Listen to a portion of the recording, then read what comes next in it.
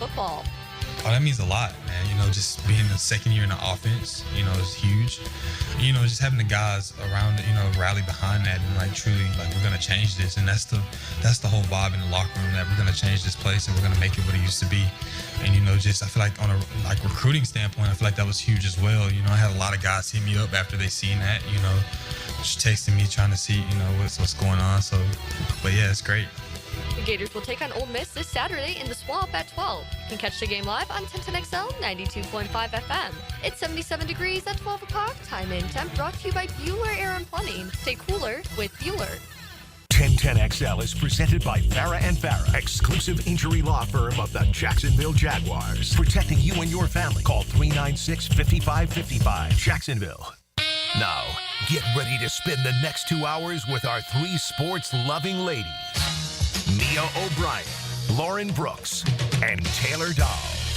Hey, hey. This is Helmets and Heels On 1010XL, switched on by First Coast Lighting and Fans. Upscale lighting, fans, and home decor. Show me what you got, pretty lady. Yesterday was one of the biggest, I feel like, letdown days for all of Jaguars fans, for all of Duval County and those Jaguars fans throughout the world. I was trying to think, Taylor, when should we have figured out that this season was going to go so poorly? Should we have figured it out way back when the Jaguars lost to the Browns in week 2 at home, when they looked lifeless, a lot like they did this past Sunday? Should we go all the way back to that game and say we should have seen signs that this season, we could thought, it's early, they'll turn it around. But maybe it was then. Yeah, I think that, and I remember after that game being like, I'm concerned because...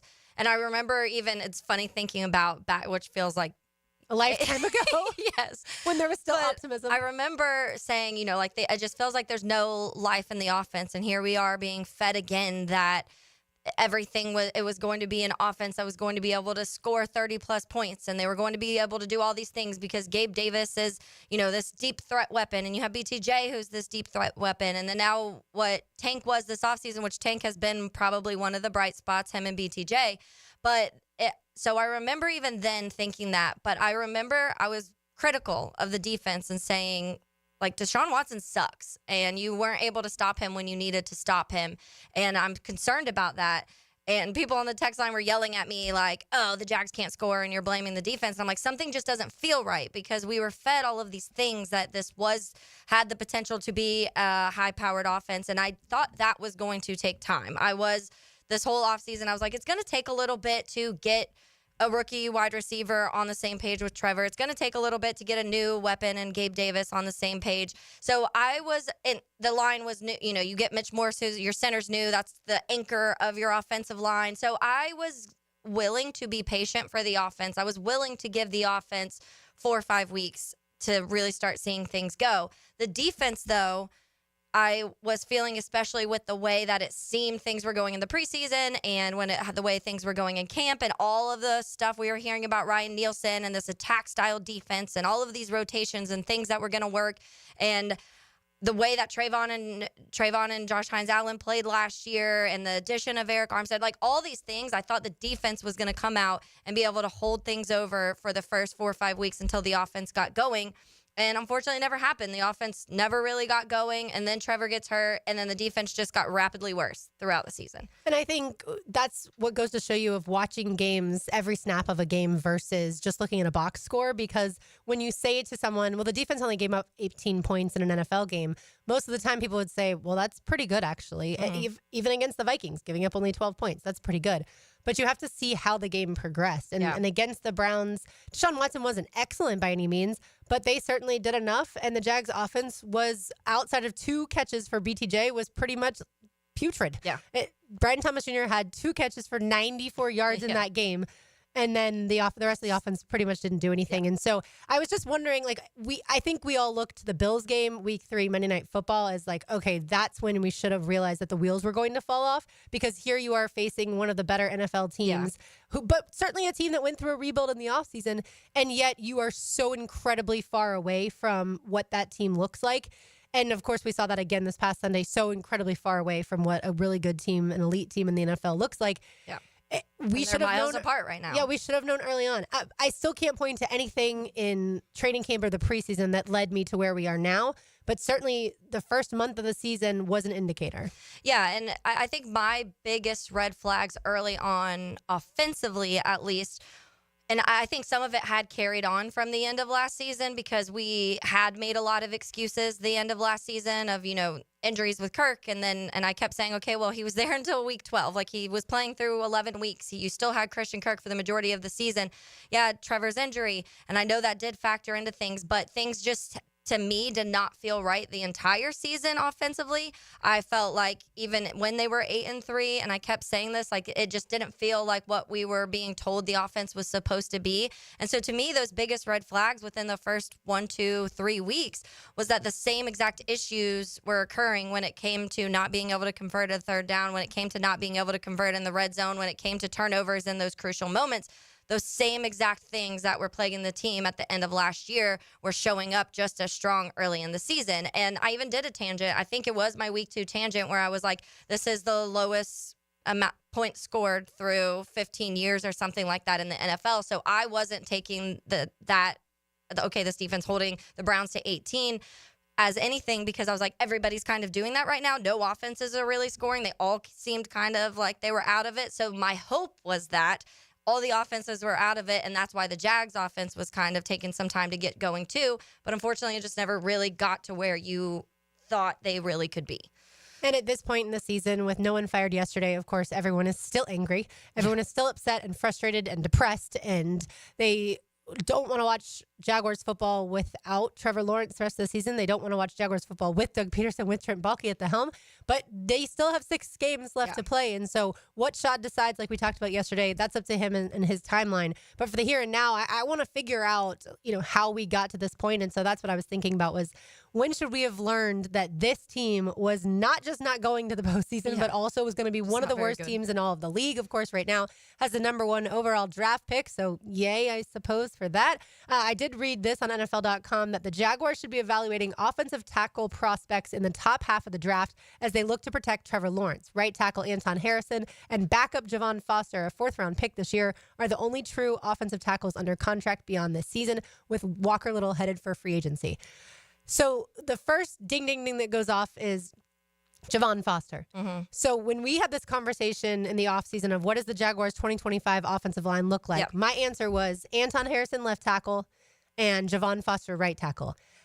How on earth are we supposed to know about Javon Foster and whether or not he can be a starting offensive tackle in this league when he hasn't played at all this season? And then, of course, Walker Little heading to free agency. Yeah. If I was Walker Little, even if it was like $1 less to go somewhere else, I would want to go somewhere else based off of the fact that this organization hasn't, and granted, this current regime hasn't trusted him to be the starter. And now he, of course, expects starting left tackle money. But if they expect to move Anton to left, I guarantee, wants to leave. I shouldn't say I guarantee. If I was him, I would want to leave. Yeah, and when we did that, I had Anton still at right tackle, but I said the left tackle is not on this team right now, is what my answer was. I did think whether it's free agency or they draft a left tackle high, I just thought it was going to be. I honestly didn't think Cam Robinson would even really be on the team when the season started, or at least make it through the season, which obviously he didn't. And then Cam Robinson and Roy Robertson Harris right now are just thrilled to be in other places. Oh, yeah. They're having a great time. I'm sure they watched that press conference yesterday, in Minnesota, Seattle, Minnesota. Yeah. And then it sucks for Walker Little a little bit because we've talked about how much they've moved him. And the offensive line is the position group.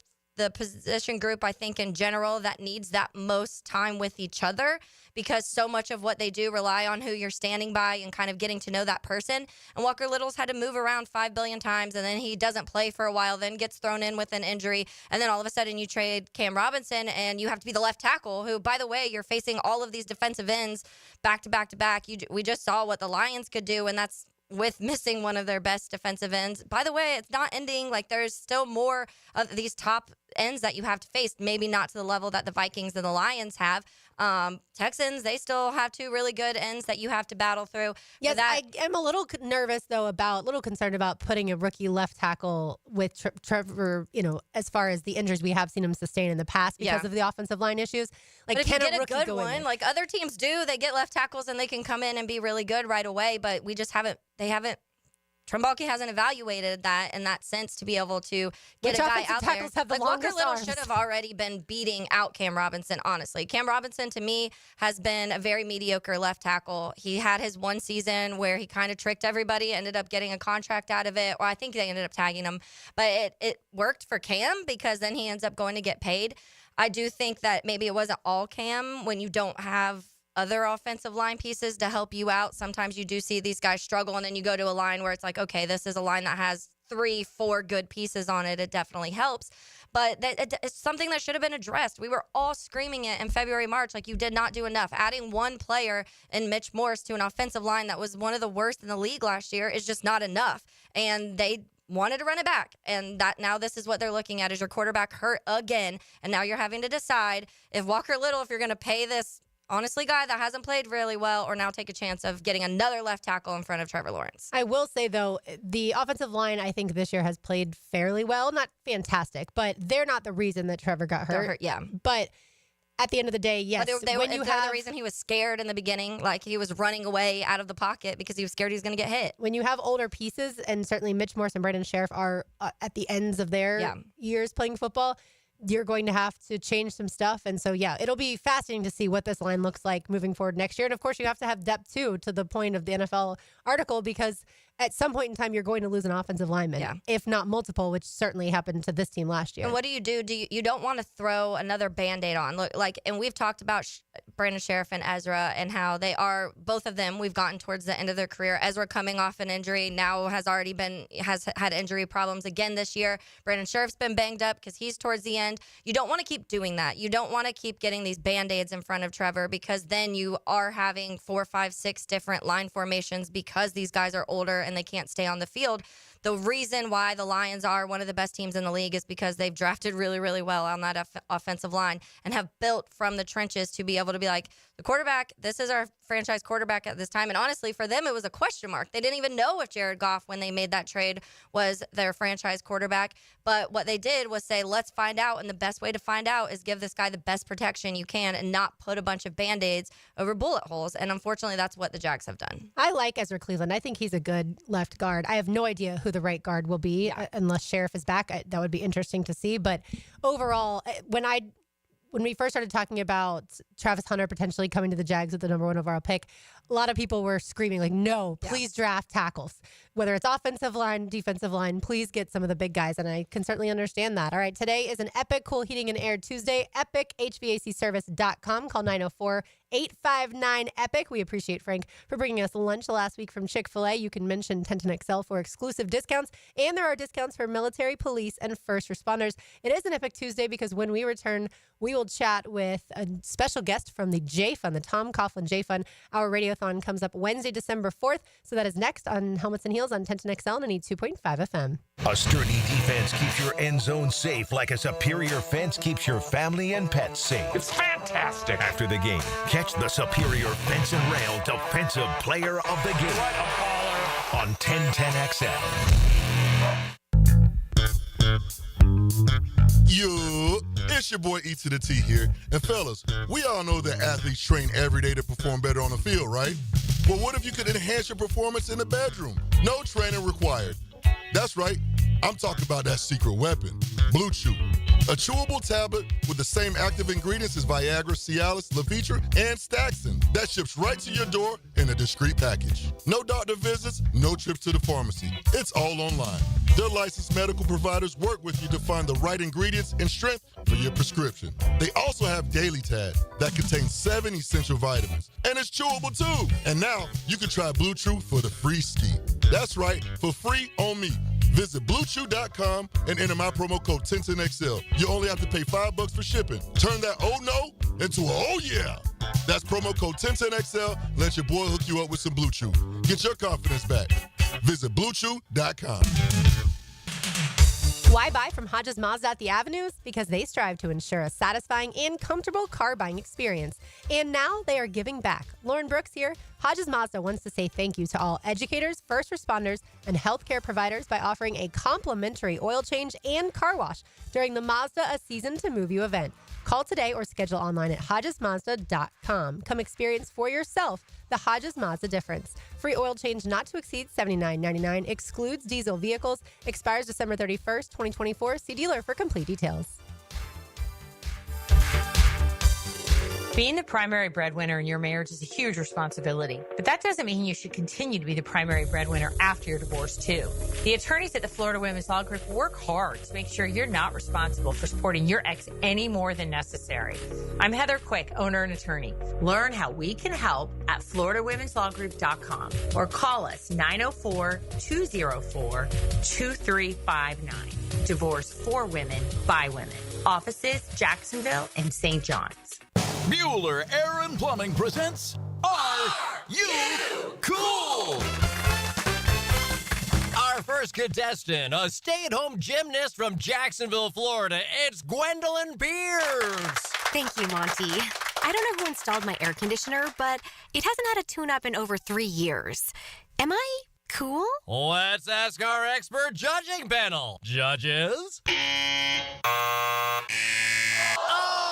I'm sorry, Gwendolyn. You're not cool. Johnny, tell her why. That's right. To keep your air conditioner performing at its best, you need a skilled technician to check your pressures, voltages, and air filters in the fall and the spring. At Bueller Air and Plumbing, our club members get 2 free visits a year to make sure that you are cool. Can you tell me if my haircut is sexy? You're better off not asking. Stay cooler with Bueller. Visit BuellerAir.com.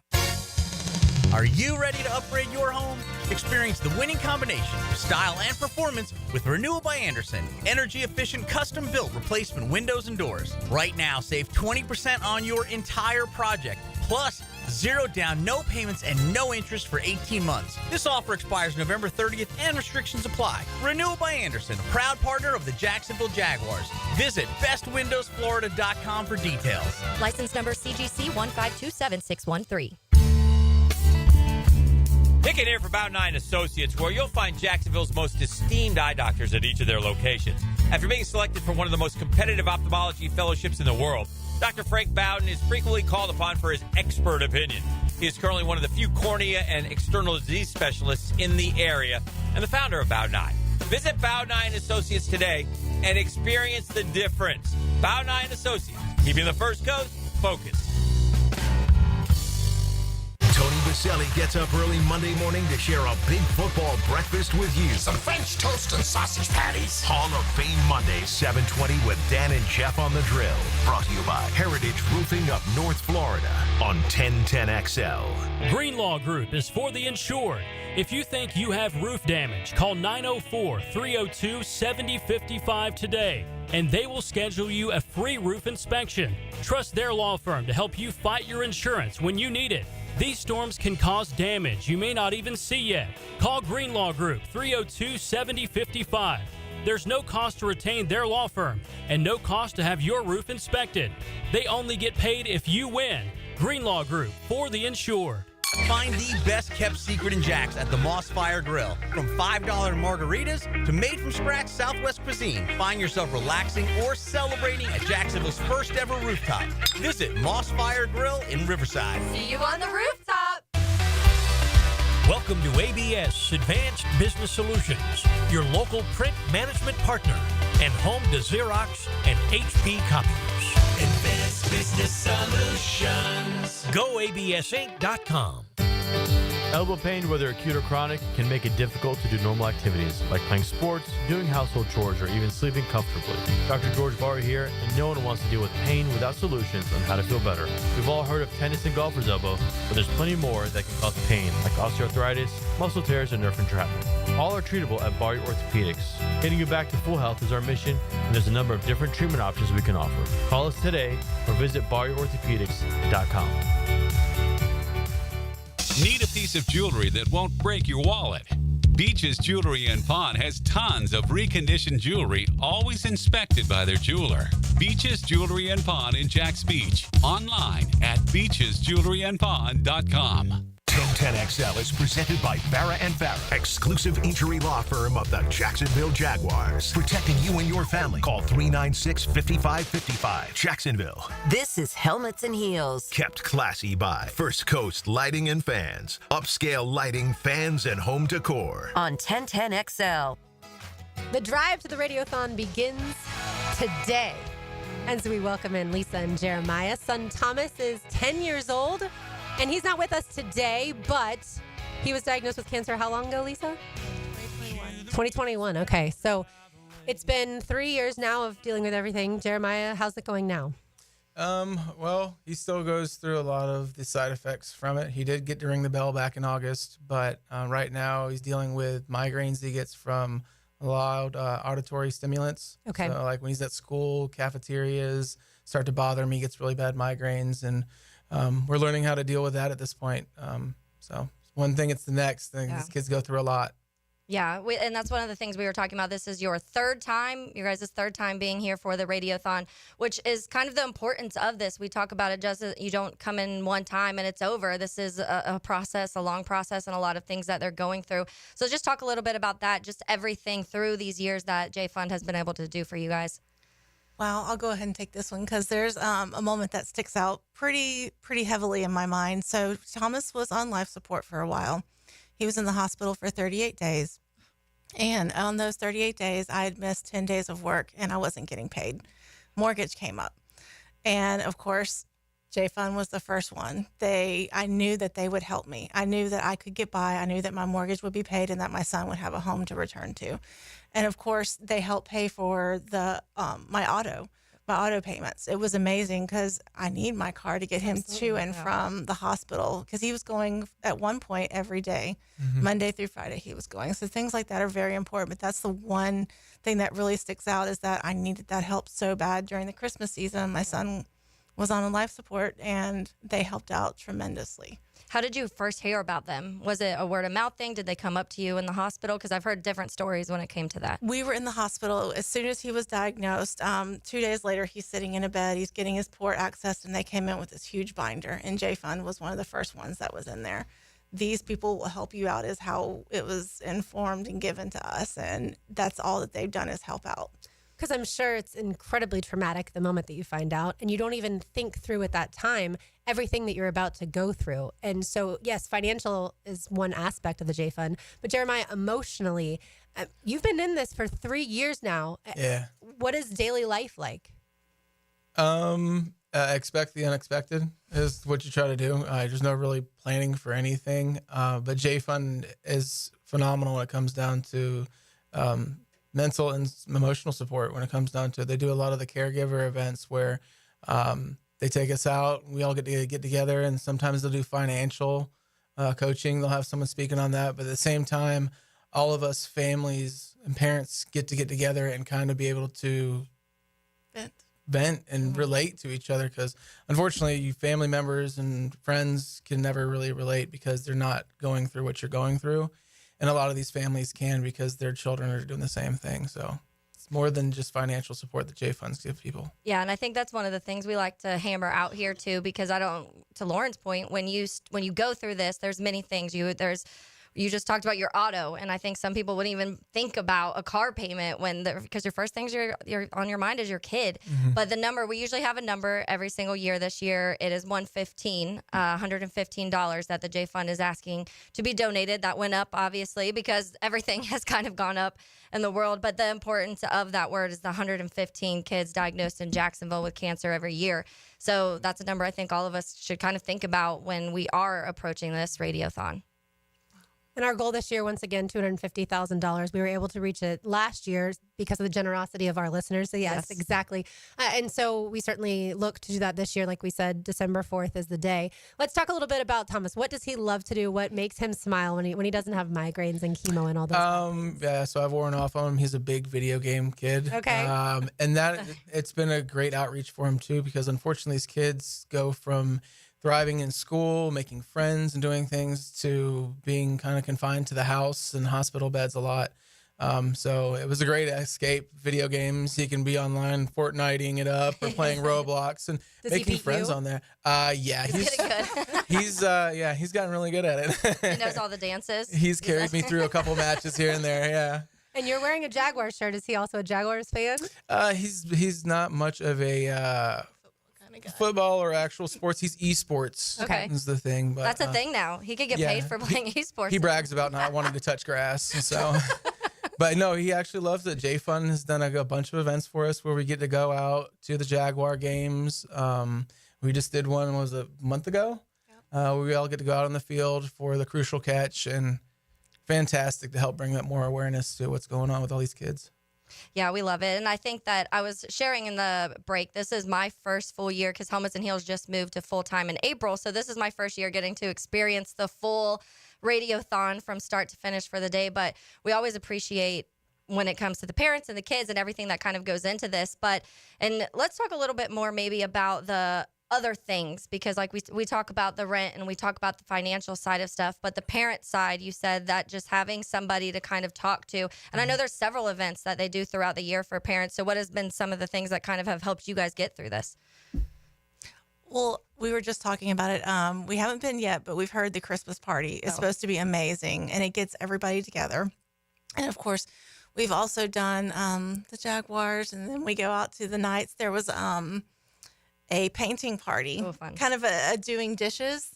I think that's where it was, doing dishes. It was. He's like, I was about to go do dishes. No, actually, I did it. I lied. I did that. He did it. I did my Frankenstein guy. It was fun. There you go. And that was just so nice to sit there and just paint and forget and be around all your people who get it. Yeah.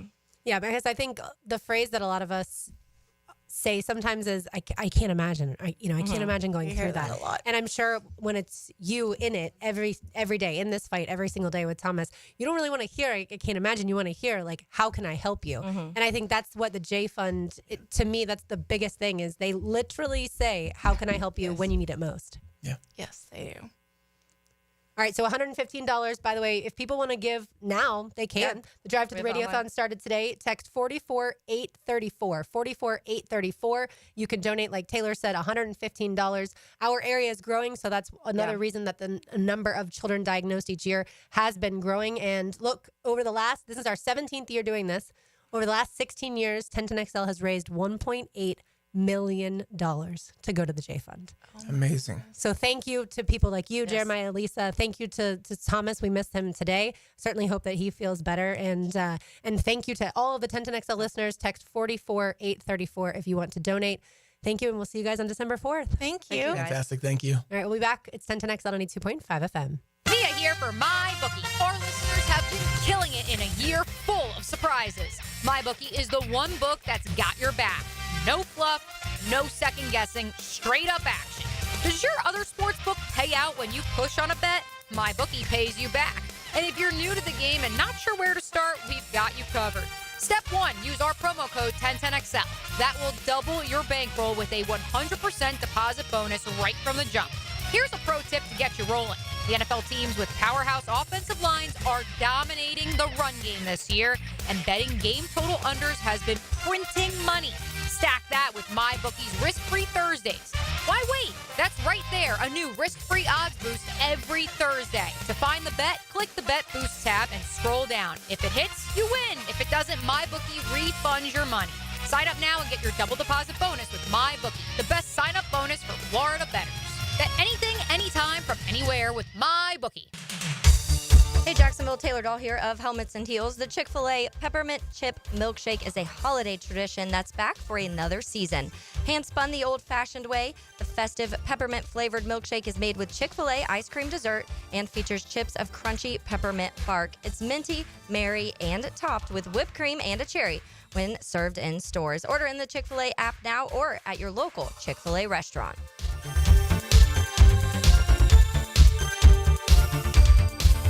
Ready to sharpen your aim or find the perfect firearm? Come to St. Nicholas Guns and Range.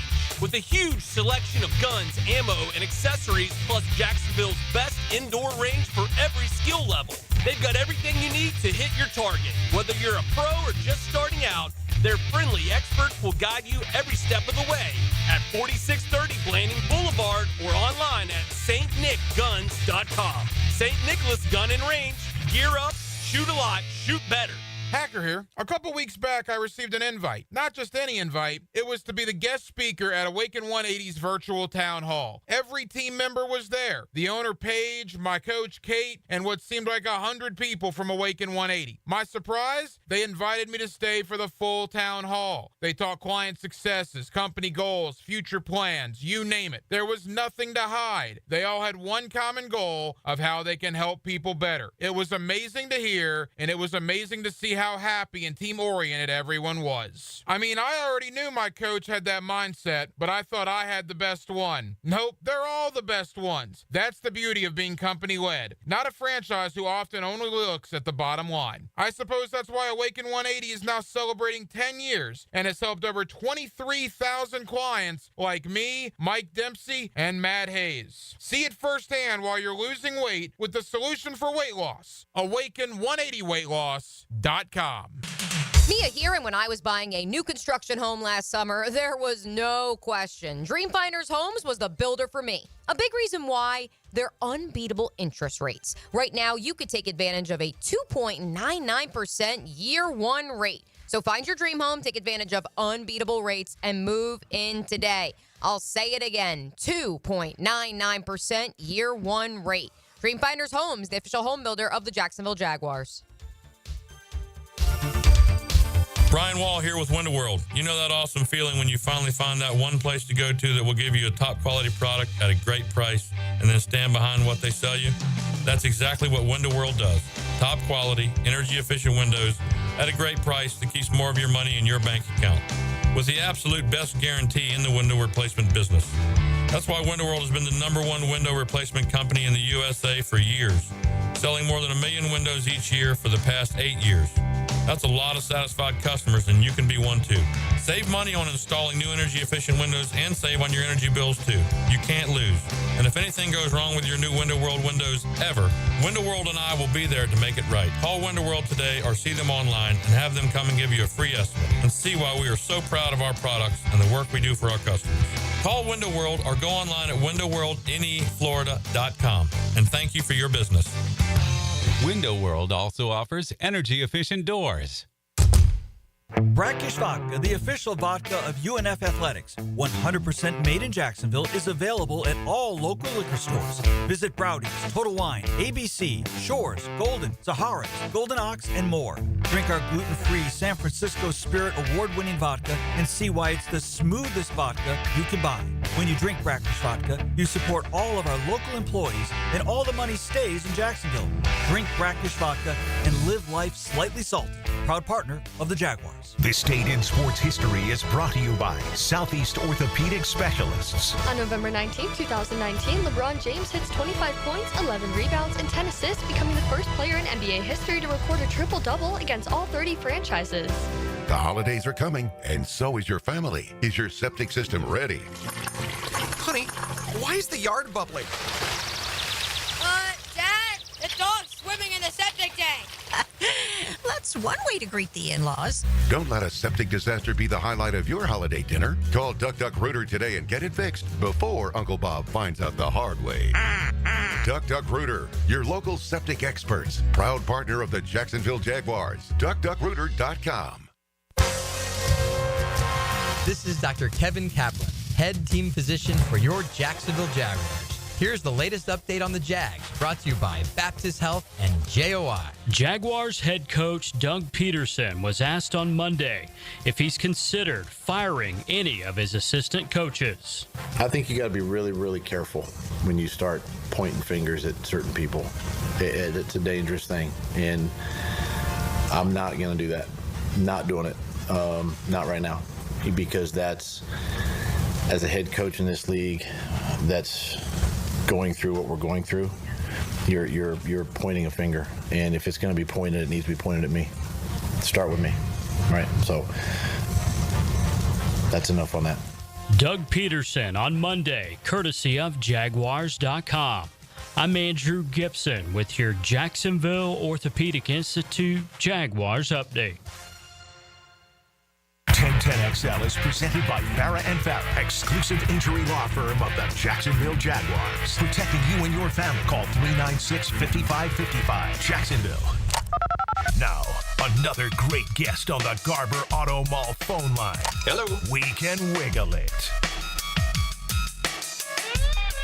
Mia O'Brien, Taylor Dahl, RJ Saunders. I'm Lauren Brooks with you, and we are joined by Judy Battista, columnist on NFL.com, and of course, an NFL Network reporter. Judy, thanks so much for joining us today. Thank you for having me. Absolutely. So around here, we're asking the question, how did the Jaguars get to this point of 2-9 and the embarrassment that we saw this past Sunday up in Detroit? But I'll ask you, Judy, the more important question, where do the Jaguars go from here? Right, because how they got there is, there's a lot of reasons. No team ever fails for just one reason, or rarely fails for just one reason. There are always a lot of reasons. Where do they go from here? I guess right now they seem to be in a holding pattern. I think we thought there might be some movement in a bye week. This is typically when teams make organizational changes, if they're going to make them during the season. But whether they do it now or at the end of the season, clearly they need to take a close look at everything because they have gone backwards dramatically. Right? I was looking this up last night, and the fact that they were 8-3 at this time last year and are now here, having missed the playoffs last season, is just sort of shocking. Certainly, it appears that Trevor, when he was healthy, when he was playing, had regressed. The offense, obviously, they have no chance on offense when Trevor is not playing.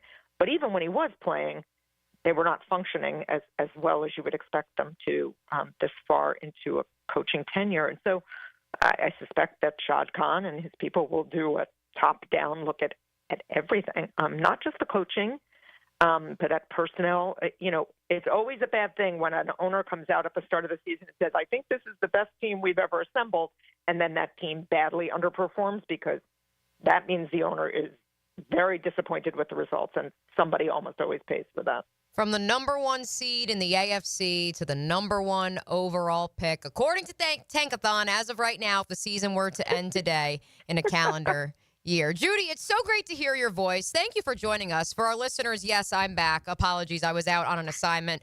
Missed the first little bit of the show, but so happy to have Judy Battista of the NFL Network on the Garber Auto Mall hotline. And Judy, I'm curious with, of course, your breadth of experience and how long you've been around this league.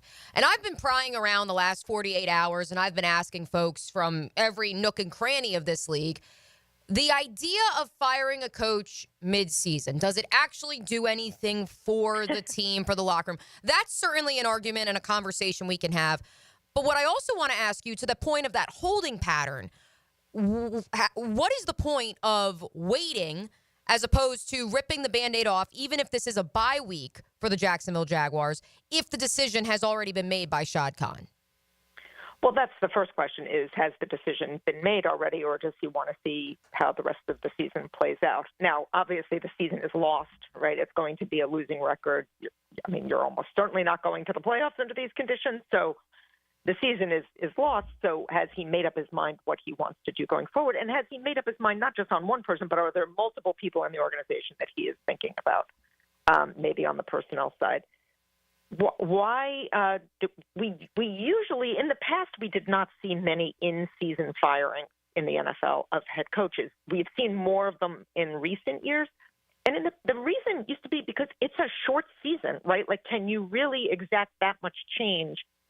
It's not the same as in baseball or basketball where you're playing, 82 games, right? And so if you fire a coach midseason, you still have that many more games left to play. If you fire a coach in the NFL after 11 games, okay, you got 6 games left. What are you getting out of that? You're not going to actually turn the season around. So I think the argument for doing it immediately and ripping the Band-Aid off is it does give organizations a bit of a head start on the process of looking for the next one, right? You don't have to, certainly every good owner has a list in his desk of people he would want to talk to if you have a major opening. But it does give you the opportunity to start reaching out to people and, putting out feelers of, would you be interested in talking to us? So there's something to be said for that. And since you already know that there are 2 openings in the NFL, and certainly there will be more of them once the season is over, like there is something to be said for that, for giving your organization or whoever it's going to be, a headhunter, whoever is going to lead a search, there's something to be said for that, for giving you a head start. You know, the argument for waiting is to see if they can turn it around, and do you think that the team can find something there to build on? Real quick, if you could just clarify, Judy, the concept of a headhunter, because I think that, you know, people understand what that means outside of the NFL circles, but this idea of bringing somebody in, and additionally, to kind of build upon that question, do you think at this juncture, when it comes to, if you were to clear house, if you're Shad Khan, then your general manager's not leading your head coaching search. So would you bring in that headhunter or an additional search party, or do you have to bring in a completely different person, i.e. an EVP, to lead that search? So the reason you have a headhunter, now teams use them in different capacities. Some teams simply use headhunters just to vet them, right? Just to make sure there's nothing in the background that you don't know about, right? Just to sort of go back and make sure there's nothing you're going to be surprised with. Some use them to really lead the search, right? To come up with the field of candidates, you know, and really go through the process. It sort of depends on how many people you have in the building that you trust on the football side to know who's good in the NFL. Like, you know, what assistant coaches might you be looking at? What former head coaches might you be looking at? Does Shad Khan have someone in the building that he trusts to come up with that list, to cut that list down, to lead interviews?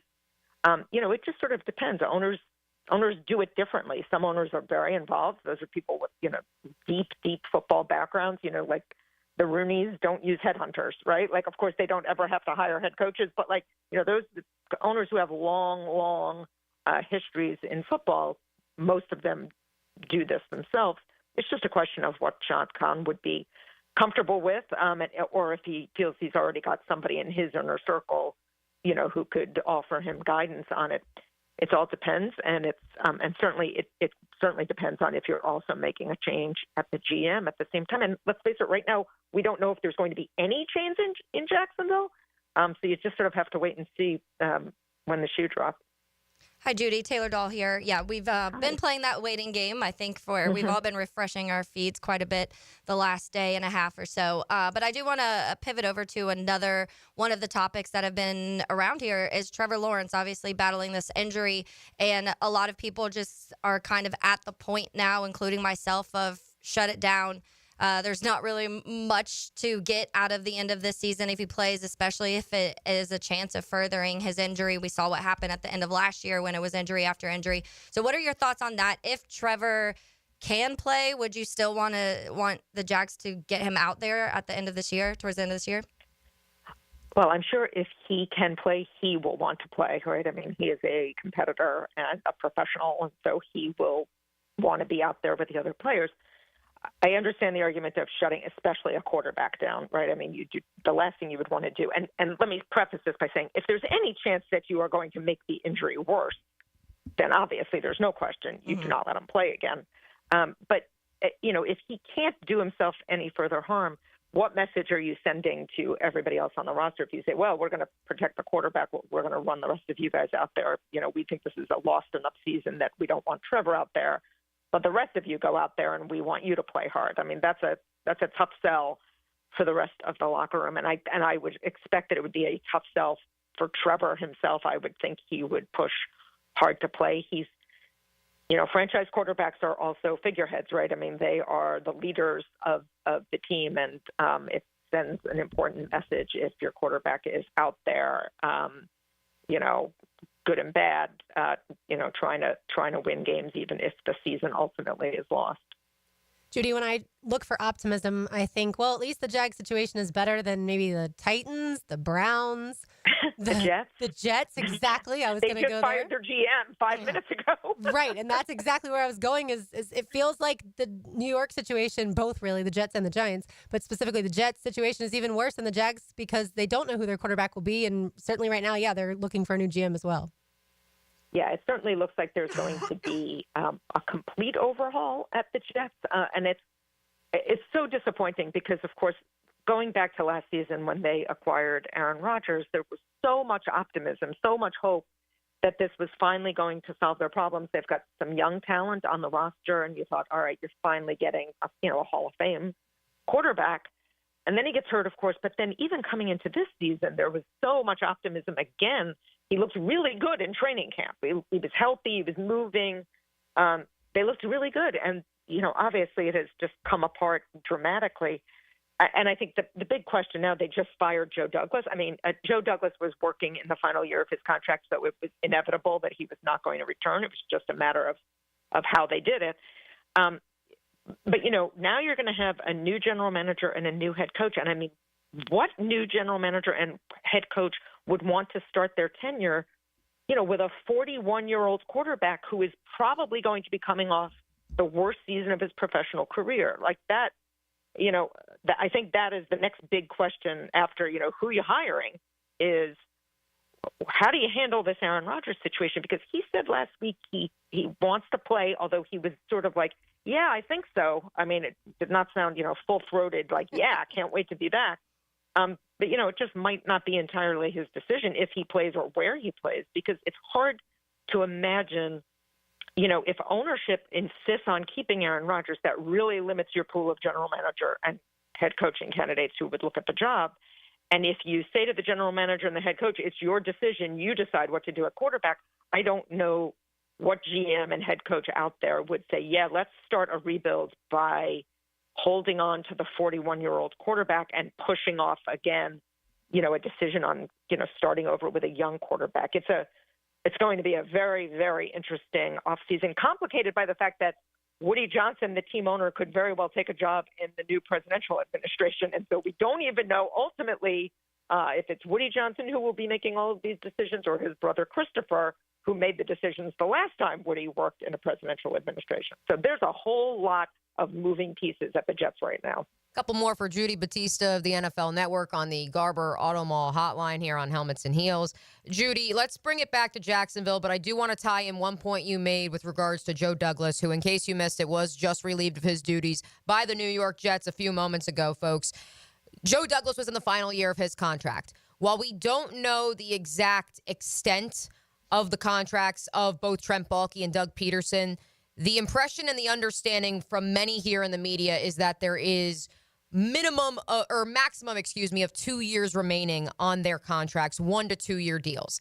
And that's where at this point in time, if you're Shad Khan, Judy, correct me if I'm wrong, you essentially have to decide whether to extend this current regime or say goodbye to it. And that's where I feel like, to your point of this being a holding pattern, the decision has to have been made, or at least it's in the balance right now, is it not?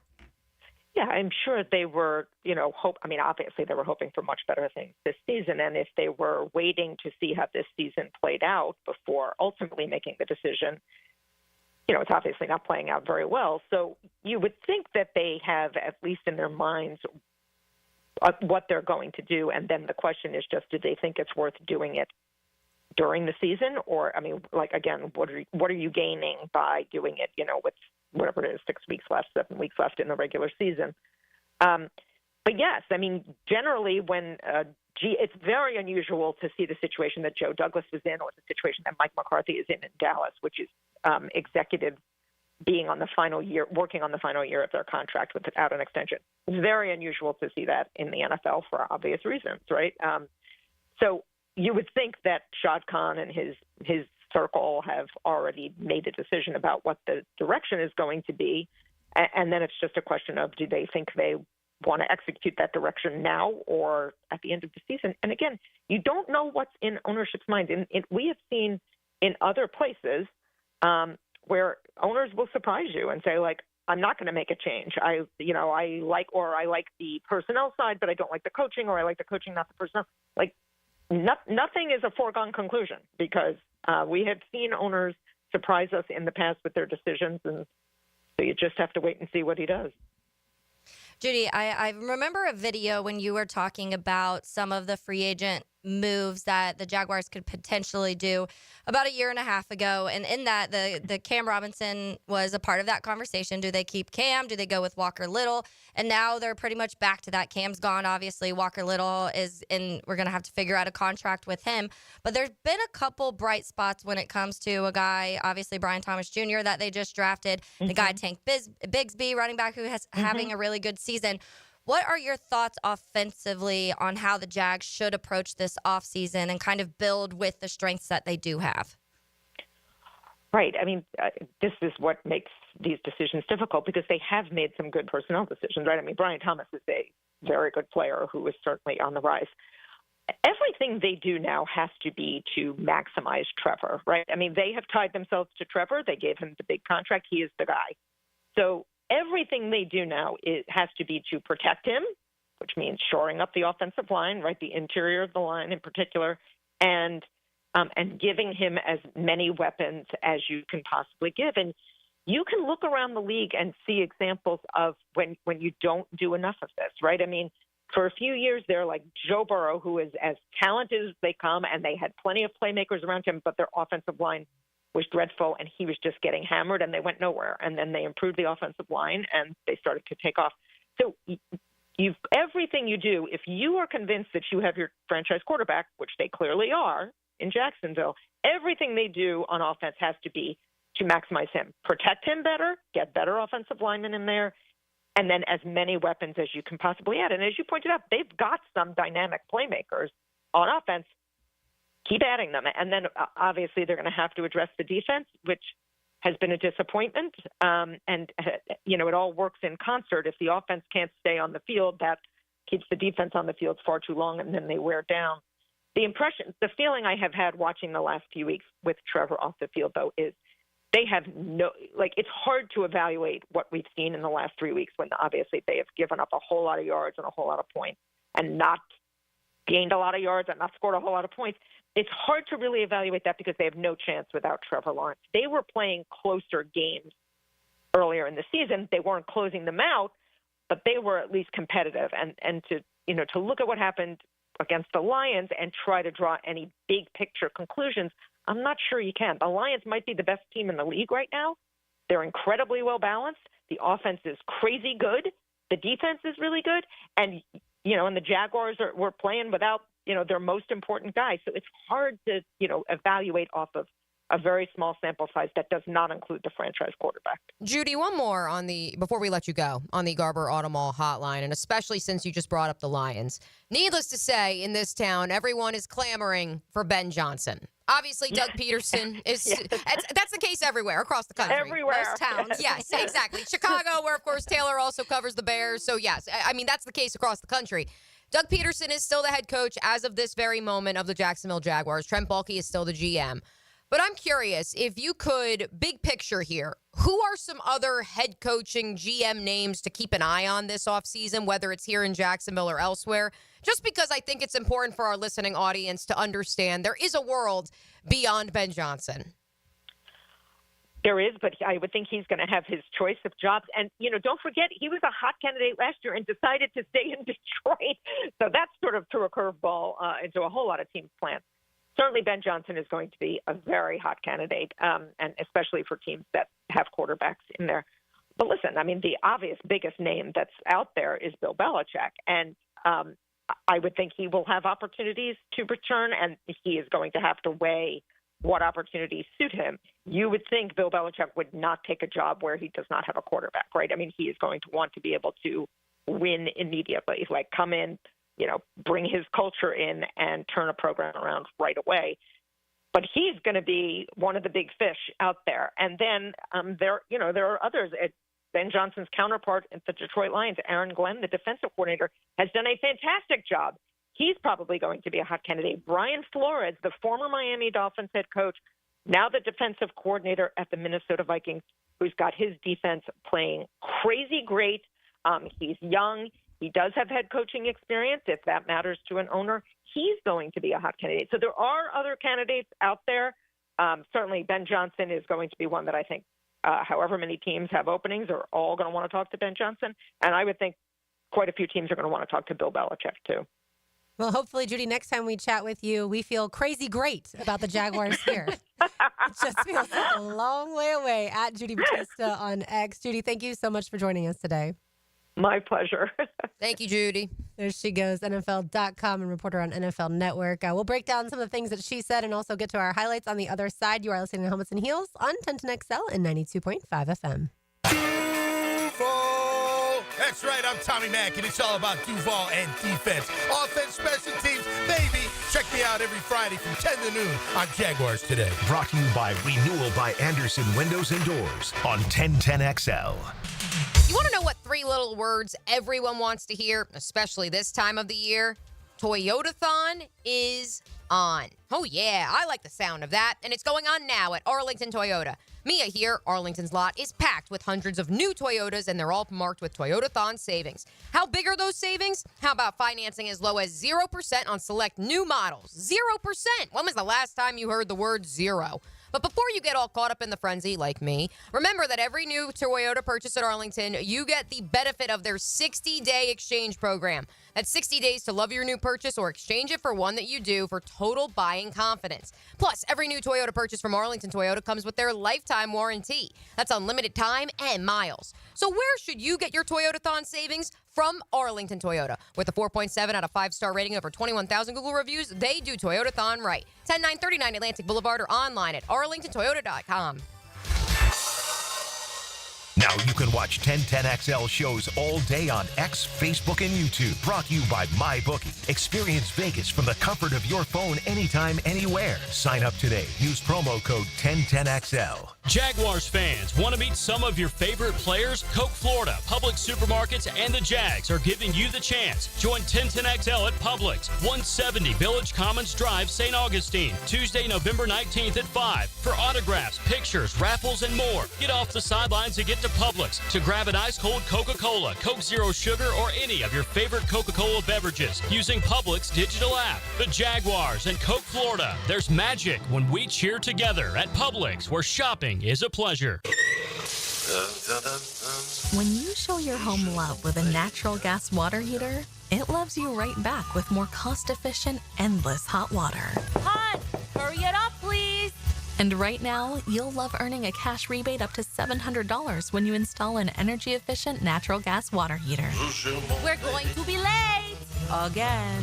What? Did you say something, hon? To learn more and how to qualify, visit peoplesgas.com/rebates. Is your AC ready for the holidays? Bold City Heating and Air ensures your AC stays in tip-top shape. We know that a clean AC is a healthy AC. Upgrade yours for just $96 a month and enjoy free duct cleanings with your new system. Plus, ask about our 0% financing options. Bold City AC. We got the crew. Bold City AC. Visit boldcityac.com. Stay in touch with the stars of Coral Gables. From South Beach to Jax Beach, stay on A1A for the latest from Miami on the Hurricane Report. Brought to you by Performance Painting. Prepare, protect, preserve. On 1010XL.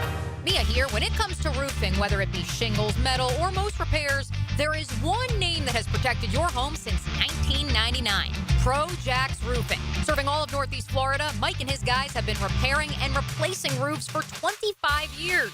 Need insurance help? Mike's team can help. Raised in a military family, Mike provides great attention to detail with unparalleled quality and workmanship. They also have warranties, so you can have peace of mind. Call Mike today for a free estimate or online at projaxroofingfl.com. Hey, this is Bert Cannon with the First Coast YMCA. Youth sports at the Y can help nurture your future athlete's potential and experience the joy of being a kid. At the Y, we're providing a safe, clean, and fun environment with basketball, soccer, volleyball, gymnastics, elite skills training, and more. Best of all, participation in Legacy Youth Sports League is free with your family membership. Visit fcymca.org to learn all about youth sports at the Y. Discover luxury storage life at The Shed, opening soon in Atlanta Beach, for a place to store your cars, boats, and toys. A place for an office, a golf simulator, or a man cave. AC and plumbing available. The list of premium uses is endless. Take a tour on Instagram or go to theshedjacks.com. Are you ready to upgrade your home? Experience the winning combination of style and performance with Renewal by Andersen. Energy-efficient, custom-built replacement windows and doors. Right now, save 20% on your entire project. Plus, 0 down, no payments, and no interest for 18 months. This offer expires November 30th and restrictions apply. Renewal by Andersen, proud partner of the Florida Gators. Visit bestwindowsflorida.com for details. License number CGC 1527613. Stop letting high-interest debt weigh you down. Pay it all off in days thanks to Loan Pronto's new Rapid Equity Loan. Hey, it's Prosser here. Imagine a completely hassle-free way to cash out your home equity. No appraisals, no paperwork, no waiting. Loan Pronto's Rapid Equity Loan uses an AI-driven tech to get you approved for cash in as little as 1 day. One client got $100,000 approved in under 24 hours, wiped out their debt, launched a home improvement project, and is now saving over $1,000 a month. Instant approvals, low fixed rates, fast transfers. Get cash to consolidate all your debt and get a fresh start to the new year. Call Loan Pronto now and see how much you qualify for. Imagine this time next week, you can be credit card debt-free. Call 904-999-1508 or go to loanpronto.com. That's 904-999-1508 or loanpronto.com. Equal housing lender, NMLS 1661781 on approved credit, MLS, consumeraccess.org. Home of the Jaguars. WJXL AM Jacksonville Beach. WJXL FM Jacksonville Beach. Are you ready to upgrade your home? Experience the winning combination of style and performance with Renewal by Andersen. Energy-efficient, custom-built replacement windows and doors. Right now, save 20% on your entire project. Plus, 0 down, no payments, and no interest for 18 months. This offer expires November 30th and restrictions apply. Renewal by Andersen, proud partner of the Florida Gators. Visit bestwindowsflorida.com for details. License number CGC 1527613. Our most popular meat combo is ready to grill this season. Pounds and pounds of marinated steak tips and chicken, fresh ground beef, and homemade sausage. Just ask for the sampler combo. For tasty tips and juicy breasts, choose Southern Steer Butcher. This is Molly McDonald with your 1010XL Southeast Orthopedic Specialist Local Sports Update. Brought to you by Prize Picks. The UNF Ospreys men's basketball dropped their home game last night to UNC Asheville 89-75. Osprey head coach Driscoll spoke post-game on the problems they had on the court that led to their loss. Beat us by 16 on the glass, which no team, no level beat us on the glass like they beat us on the glass tonight, which sometimes when you look at it, that kind of is synonymous with what transpires. And so it's something that obviously when you don't rebound, it's all effort. At some point, you have to put a body on a body. And to their credit, they kept coming. 89 points is way too many. 89 points is not what we've been doing. The Ospreys will stay at home to play their final home game of November on Thursday against Edwin Waters. Over at the O-Dome tonight in Gainesville, the Gators play against Florida A&M. Tip-off at 7 o'clock. You can hear the game live on 1010 a.m. It's 82 degrees at 1 o'clock. Time in temp brought to you by Bueller Air and Plumbing. Stay cooler with Bueller. 1010XL is presented by Farah & Farah, exclusive injury law firm of the Jacksonville Jaguars. Protecting you and your family. Call 396-5555. Jacksonville. Helmets and heels is switched on by First Coast Lighting and Fans. Upscale lighting, fans, and home decor on 1010XL. We appreciate Judy Battista from the NFL Network and NFL.com for joining us. She said a lot of things, ladies, in that interview. One thing that stuck out to me is when she said, if the owner has made a decision. Mm-hmm. I think everyone yesterday morning just expected Shad Khan to make that decision known, and that is that he would be firing everyone. Everyone expected this full clearing of the front office, the coaches, and some people even want players fired too. I get all that. But as of now, I think that's the biggest question is, what decision has Shad Khan made, if anything? Yeah, and I think that it's not even just here. I mean, all over, if you were on the NFL Twitter at all yesterday, everyone was like, oh, Shad Khan hasn't fired anybody yet. Everybody in Jacksonville still has their jobs. So it's not even like it's here that we're focusing on it. It is league-wide, because everybody league-wide saw that score on Sunday and already probably had moments during the year of like, okay, like Jags are being Jags again. But then after Sunday and seeing that score, the entire NFL community was like, what is going on down there? Something has to happen. And then you're seeing other teams make these moves. Now, obviously, we talk about the Jets and their head coach and their GM. Dennis Allen with the Saints. Now, the Saints have won back-to-back, by the way, since then. And then you have the Raiders, which hadn't been fixed, but Luke Getsy gets fired. They didn't give him hardly any time at all. Bears fire Shane Waldron. Their offense looks like it brought life. So, yes, there's going to be situations where it doesn't really do much, like we've seen it with the Jets and the Raiders. And then there's situations where it does feel like it breathes life. But when we were talking about it yesterday, to me, it's just more the accountability factor. It's okay to say, I messed up. Like, this wasn't the hire that I should have made. Or maybe it was for a temporary amount of time when it comes to somebody like Doug Peterson. At this point in time, it looks like Ryan Nielsen was not the right hire whatsoever. It has not been good. And who knows what all has factored into that.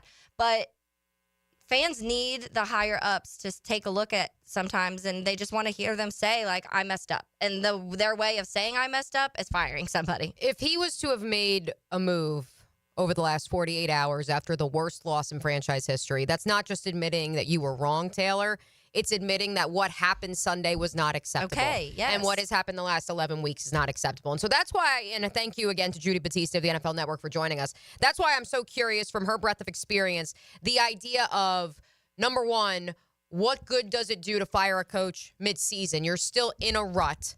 And so, therefore, is this really going to pull you out of said rut? Unless you're the Jets and you say goodbye to Robert Saleh week 5 and you're trying to create a spark by firing Doug Peterson, by firing coordinators now, by firing Trent Baalke now, you're perhaps not creating a spark that will have the ability to carry you into the postseason, but it certainly could carry you into future seasons. Yeah. I'm going to say an unpopular opinion for many. The idea of, do you want to pay someone not to work? Is that something that perhaps maybe is on the mind of Shad Khan? If that's how you felt, then as in he's firing people that are going to get paid even though they're barely working right now, to be honest. I.e., look at college coaches across the country who make millions of dollars to now sit on their coaches because they are no longer head coaches in college football. But if that's how Shad was feeling, then I would have expected some sort of statement yesterday or following the game on Sunday that said, we are going to keep Doug Peterson in his head coaching role until whenever the season ends in early January. We're going to keep Trent Baalke. Actually, you can fire the GM as we just saw the Jets do. You can fire the GM at any point in time. That doesn't affect how your roster is constructed for the remainder of this year. The roster's already set. The trade deadline is in the past. So coaches are really the only ones I feel like who are quote unquote not or getting paid but to not work. Because if Trent got fired tomorrow, is he really working as hard as he should be now? Because he probably doesn't think he has his job next year. But that's neither here nor there. I think either way, Shad has to let a fan base that's been so incredibly supportive of a bad team for so long, especially when he's been the owner, he needs to let them know that he understands what they're going through, that he cares as much as they do. And by radio silence, that does not send that message. Yes, and Mike Florio, as so many of you expected on NBCSports.com, has penned a new column this afternoon regarding the silence on the status of Doug Peterson. He notes that on Sunday, the media outlet partially owned by the Jaguars reported that a dramatic move could be coming for the Jaguars this week. Then a football game happened, biggest loss in team history, and then there has been nothing. Of course, he's not alluding to anybody in this town in terms of that media outlet. He is alluding to the NFL Network. Yeah. And so he closes by saying, regardless, the media outlet partially owned by the Jaguars lit the fuse on Sunday. If it's not leading to a bomb, the team needs to make that known. Well, that's what I feel like now has happened over the last 24 hours, especially.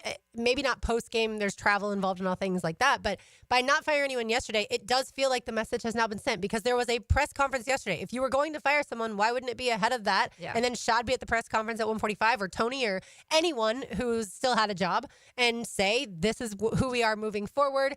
What we've seen obviously has not been acceptable, but I am going to keep Doug as the head coach until the end of the season. And oh, by the way, Doug had to fire offensive coordinator Press Taylor, defensive coordinator Ryan Nielsen. This is the second hire for defensive coordinator that he's got wrong. Like, just say all that. We already know Say it. something. Or say, you know what, I'm going to let them all finish it out. If you said that, I would at least feel better that you've at least made a decision as opposed to just floating in the wind. Yeah. By the way, the Jets have named Phil Savage, the former executive director of the Senior Bowl, as their interim GM. Last I checked, outside of maybe advising Woody Johnson, I don't think he has had any affiliation with the New York Jets, at least from a quick Wikipedia search. And he was a former general manager of the Browns. Right. Once upon a time. Correct. That was once upon a time back in the 90s. Yeah. And so that's what's insane to me is he's out here just like finding somebody on the street, very work today, highly regarded in the league, and then just saying, hey, you know what, you just come hang out for the next 6 weeks. You could do that if you wanted to. Prisco for GM. I mean, hell, like Interim honestly, we've actually been workshopping this at my house. If the Jaguars were to make a change at play caller, what say you? We create a little contest and we see if fans want to call plays for the day, and could they call better plays than one Press Taylor? You would have a riot by the players. But maybe even we ask if Pete Prisco wants to call plays. I don't know if Pete's as good as the X's and O's like that is concerned, but I do think he has a good eye for talent. There's obviously a difference between having a knack for play calling and having the ability to identify talent at the collegiate level and say, okay, this person is going to be a star in the NFL, which a lot of people right now would say Trent Baalke does not have that knack. Off the text line, designed by Lifetime Enclosures from 333. The way I'm thinking it's going to play out is that Shad will make changes right after the season is over. Think of it like a blowout loss. Instead of pulling your starting quarterback so that the backup can finish the game, you make them get out there and finish what they started. I think Mac Jones did finish the game on Saturday. Did he? I don't think C.J. Beathard on Sunday. Yeah. C.J. Beathard didn't come in, right? Well, No. Well, and that's I don't know. No one was watching at that point in time. Mia, as soon as they put Hendon Hooker in, everyone decided to go for a walk and stop watching the abysmal. Yeah, I genuinely would not be surprised if they waited to after the season to make any moves.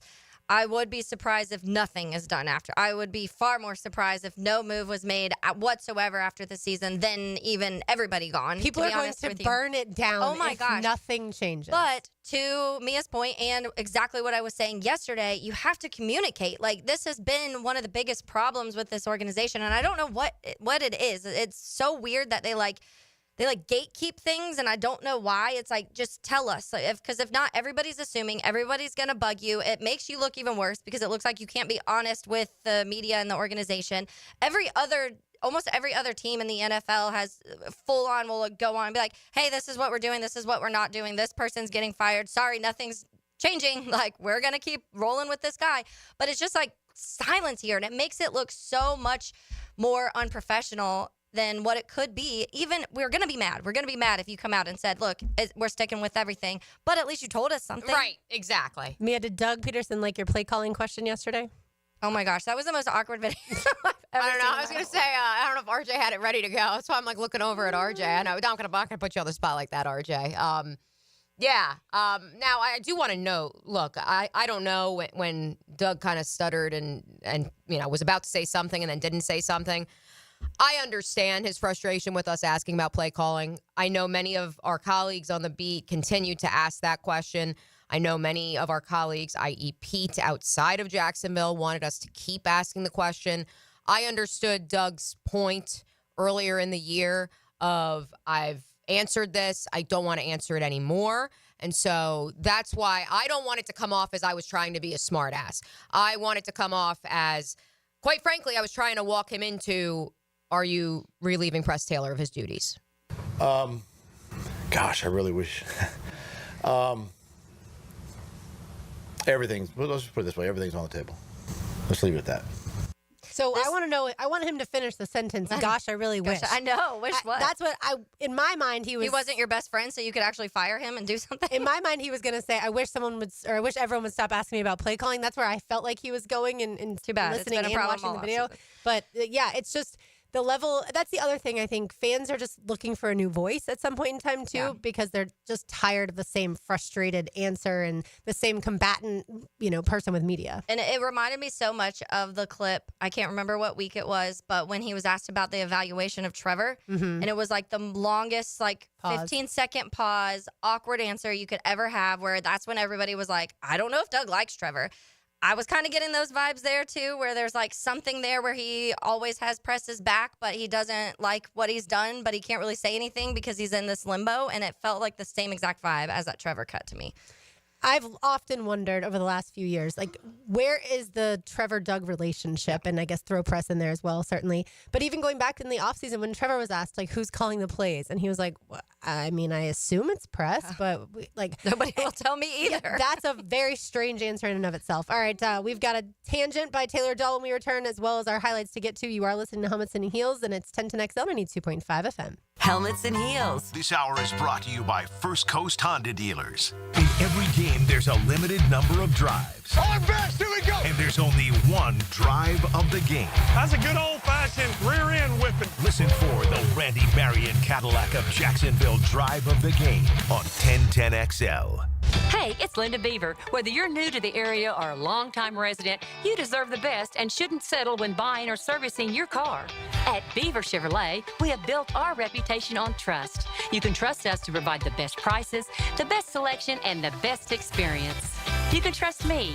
Your neighbors can trust me. Your family can trust me. We will not let you down.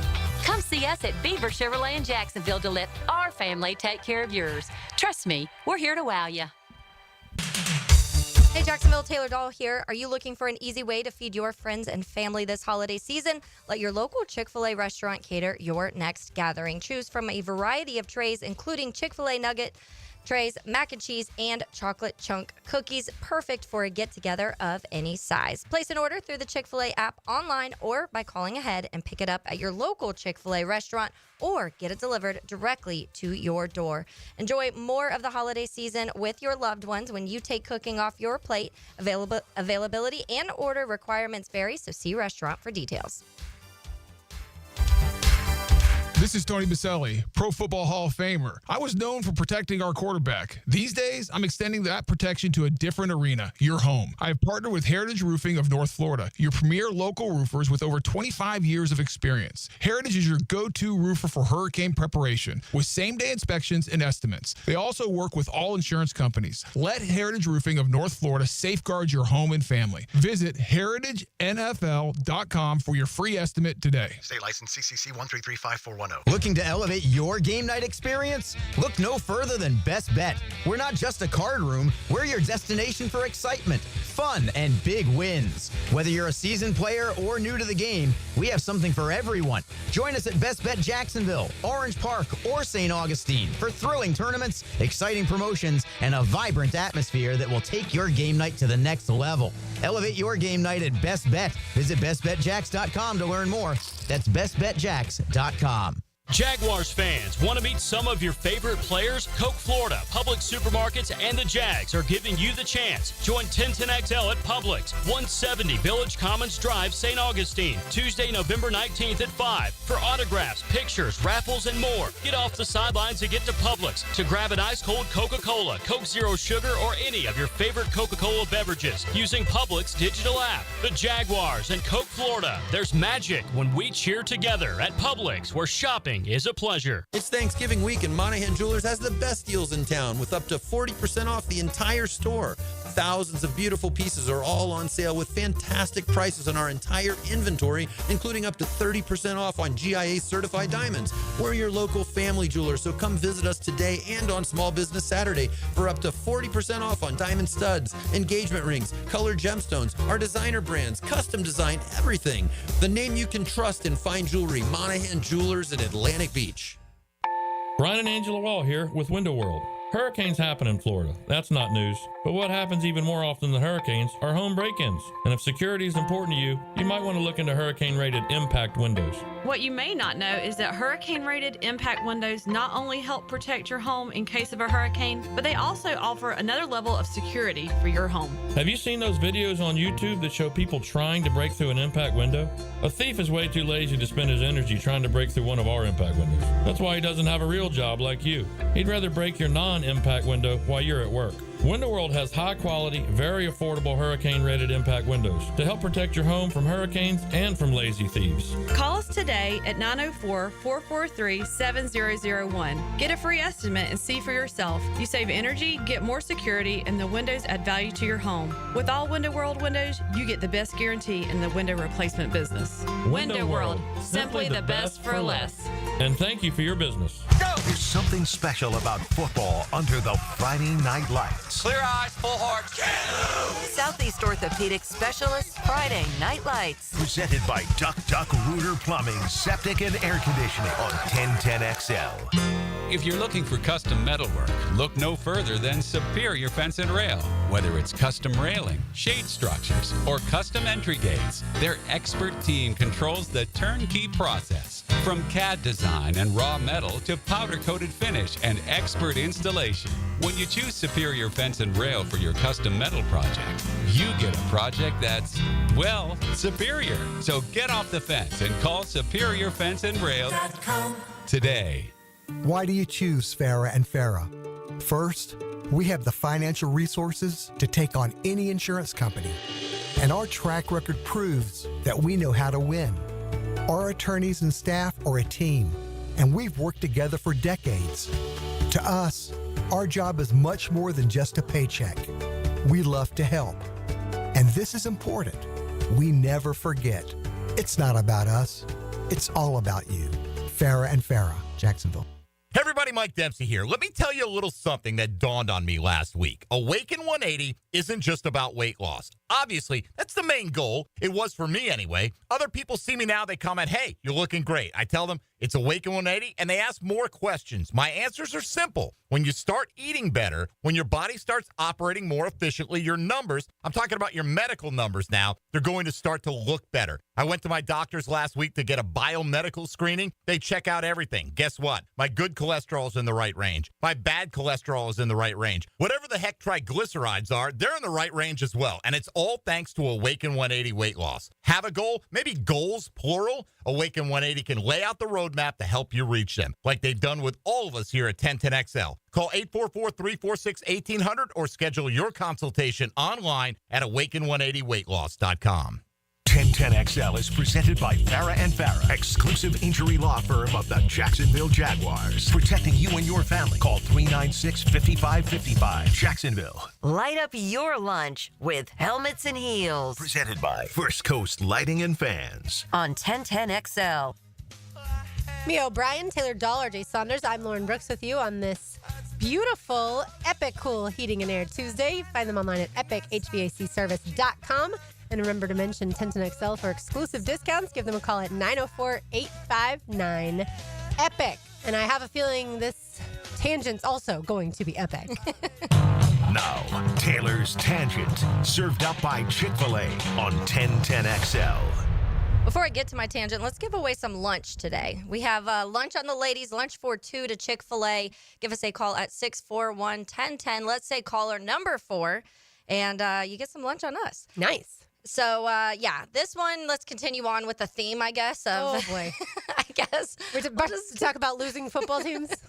Are we going to talk about basketball? Yeah, you're going to talk about the Orlando Magic, right? Yeah, I would not know what to say about them right now. I know the Bulls won last night. That's good. But... yeah, we'll talk about some winning football, some losing football. But I saw a chart yesterday that had the active NFL head coach records in one-score games, because this has been a conversation here. Obviously, we've talked a lot. The Jags are 1-6 in their one-score games this season. And with the one win, by the way, being a game they tried to give away to the Indianapolis Colts, and they were up 2 touchdowns with 5 minutes to go. Yeah, the Colts did a major comeback, and then the Jags were able to pull it off. But if the Jags played the Colts or the Patriots tomorrow, we'd all pick against the Jags. Yeah. Even with Trevor Lawrence, I think we'd all pick against the Jags. Yeah. Yeah, it's not pretty. That's where we are in our life right now. But some of these numbers are interesting. Some are very obvious. The big one that factors in my world is that Matt Eberflus is dead last and he's 5-17 in one-score games in his time as a head coach. So that is why Bears fans are screaming to fire Matt Eberflus. But above that, and second worst in the league when it comes to the records in one-score games. And I don't know if a lot of people would be surprised about this. This guy has been talked about being on the hot seat a lot. They have one of the better quarterbacks, 2 really good wide receivers, one of the better defensive players in the league, and they can't win a football game right now, and that's Zach Taylor. Zach Taylor, oh, by the way, Press Taylor's brother. 21-32 is Zach Taylor's record as a head coach. And I was talking as a head coach? Yeah. Zach Taylor? Mm-hmm. No, because well, it says head coach. Active Is NFL this- head coach records in one-score game. in one-score games. yeah. Okay, Yeah, I just yeah. want to make sure we preface that. I did. I said one-score Okay, games. sorry, I missed that part. Yeah. Okay, so in one-score games, I was going to say, I was like, I think he's Yeah, played, no, no. he's coached a couple more games than I went to a Super Bowl. No, that's why Eberflus is 5-17 in one-score games. Zach Taylor's 21-32 in one-score games. Jonathan Gannon 5-7 in one-score games. Obviously, he just took over in Arizona this year. Todd Bowles 25-35 in one-score games. Doug Peterson, 32-43 in one-score games. So Doug Peterson, bottom 5 in the league and active head coaches in those one-score games. So it hasn't obviously just been his time here in Jacksonville. But I wanted to look at the top because I think that one of these, to me, was a little surprising just because this coach gets a lot of criticism. The best one right now is 22-10, Kevin O'Connell. We've talked about KOC. Everybody seems to like KOC. It's not Andy Reid because until maybe the last 2 years, they weren't really in one-score games. They were yeah, winning they were just by more getting than dominated. that. Also, and some of that you do have to keep in mind. Some of these games. One of the guys at the bottom actually is in that realm because Kyle Shanahan is behind Doug Peterson, 6th worst at 29-33. But I do think because the Niners, a lot of years were with Shanahan were just dominating. Right, and because by virtue of how their offense is constructed, if they fall behind, if they're not able to run Christian McCaffrey, or if Christian McCaffrey's not healthy, it makes it more difficult for them to climb their way out of a hole. I do want to know with Kevin O'Connell and refresh everyone's memory, his first season in Minnesota, that 2022 season, I believe they were in, I think it was 11 one-score games. And they won all of them. Yes. And Just want to make sure we got that I one. was just about to say that because I felt like that year it was opposite. Like the Vikings had 11 one-score games, won every single one. The Bears had like 9 and then lost all of them. And that was like the difference of like you truly can correlate those wins to loss, like to the coaches, wins and losses to coaches at that point. The next one, though, this is one that I think is interesting, is Nick Sirianni. Nick Sirianni is 21-10 when in one-score games. And I think that's one of the guys that has been criticized a lot. And the Eagles were wanting to fire him in week 2. Obviously, things have kind of shifted, and the Eagles look like they are back. Jalen Hurts is on pace to score 19 rushing touchdowns this season, by the way. And people were like, that's not What's sustainable. a rushing touchdown? I don't remember what that's like. Sorry, continue. It's okay. Behind that, D'Amico Ryans is 12-6 in one-score games. Why they are winning. Jim Harbaugh, 24-13. Matt LaFleur, 33-21. Mike Tomlin, 107-68 in one-score games. Sean McVay, 38-25. If only Mike Tomlin over the last 4 years had had a good quarterback. I know, imagine. Shane Steichen, 10-8. Andy Reid, 127-103. Sean McDermott, 35-30. Mike McCarthy, 77-64. Sean Payton, 73-65. Stefanski, 22-21. Mike McDaniel, 12-12. John Harbaugh, which I'm hearing Ravens fans are kind of starting to call for John Harbaugh, which is interesting. That's something. It's one of the ones to me that remind me of the Mike Tomlin situations. We'll take him, by the way. Yeah, hello. Just like I would have taken Mike Tomlin if the Steelers fans wanted to run him And out I'm of seeing Pittsburgh. stuff with Shanahan, too, talking about the Niners fans are calling for his. We'll take Harbaugh. We'll take Shanahan. We'll take any of those guys. We if have you to want have handle a this way. coaching vacancy first, though. Yes. But John Harbaugh, 88-88. Dan Campbell, 19-18. Brian Dable, 14-13. Dan Quinn, 27-28. And Raheem Morris is 17-19. So that, to me, just pretty much when you look at the bottom of that, when you look at a Matt Eberflus, a Zach Taylor, Jonathan Gannon's new, so it's harder to kind of throw him in there. But Doug Peterson, Raheem Morris, those are some of the guys that you do not want to be in that grouping with. You want to be with KOC. You want to be with D'Amico Ryans right now. You want to be with a Matt LaFleur and a Mike Tomlin and the Andy Reid. Those are the names you want to be with, and that there is almost a direct correlation in this chart outside of the 49ers of being able to win those one-score games and being good football teams. Yeah, I think the one-score good games. coaching, sorry. No, yeah, it's what we've discussed ad nauseum is that the NFL has such great parity that even a team that's not great, like the Jags for a few weeks, were able to stay and keep games close. And those one-score games are going to define your future as a head coach in the NFL. Yeah, it's one of those things where you say at some point in time the ball has to bounce your way. But when it doesn't. But when you look at the sample sizes that you just illustrated, Taylor, it can't possibly be that the ball bounced the other way of Zach Taylor 32 times. No.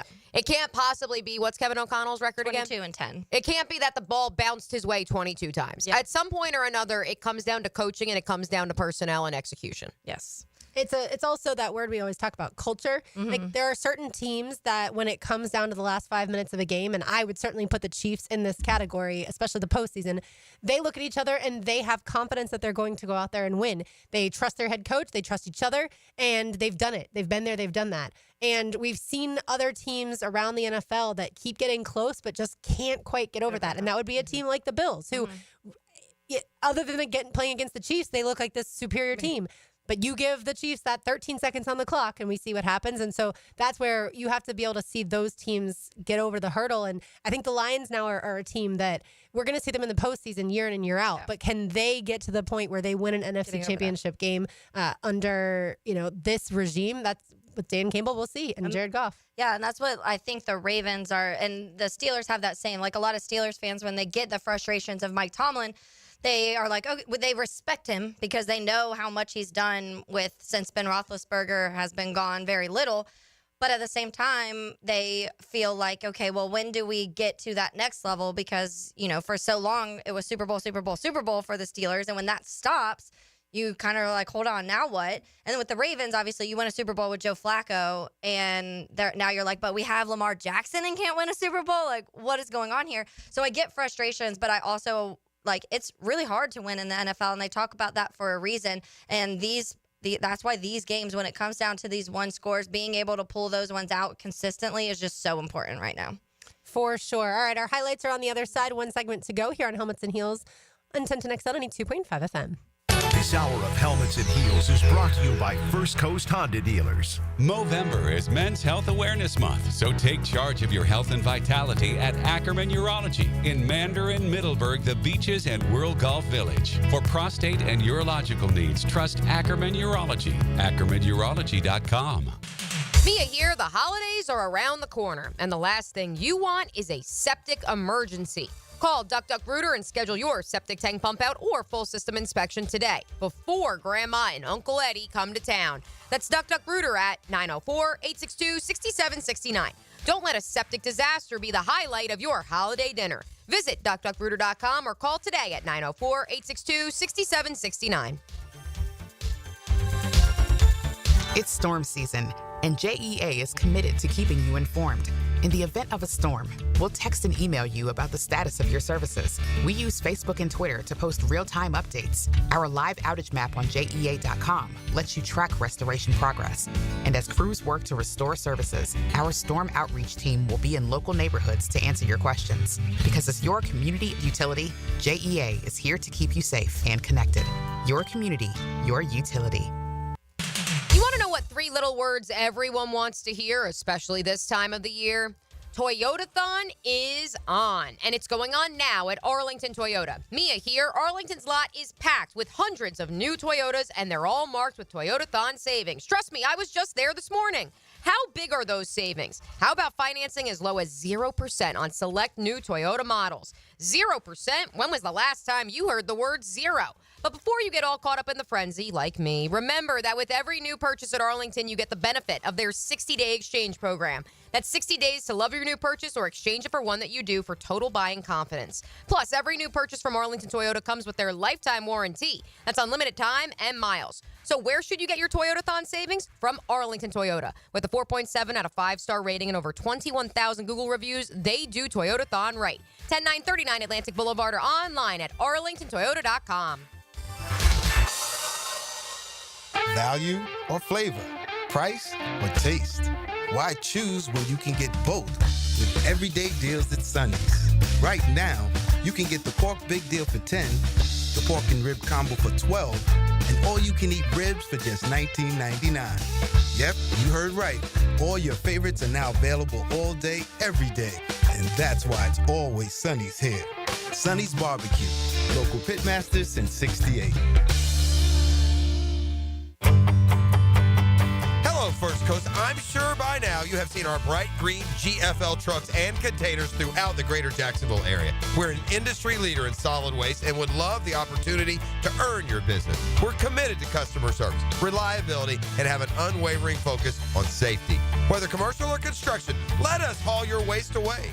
Call 904-760-5880 to get a quote today from GFL, Green for Life.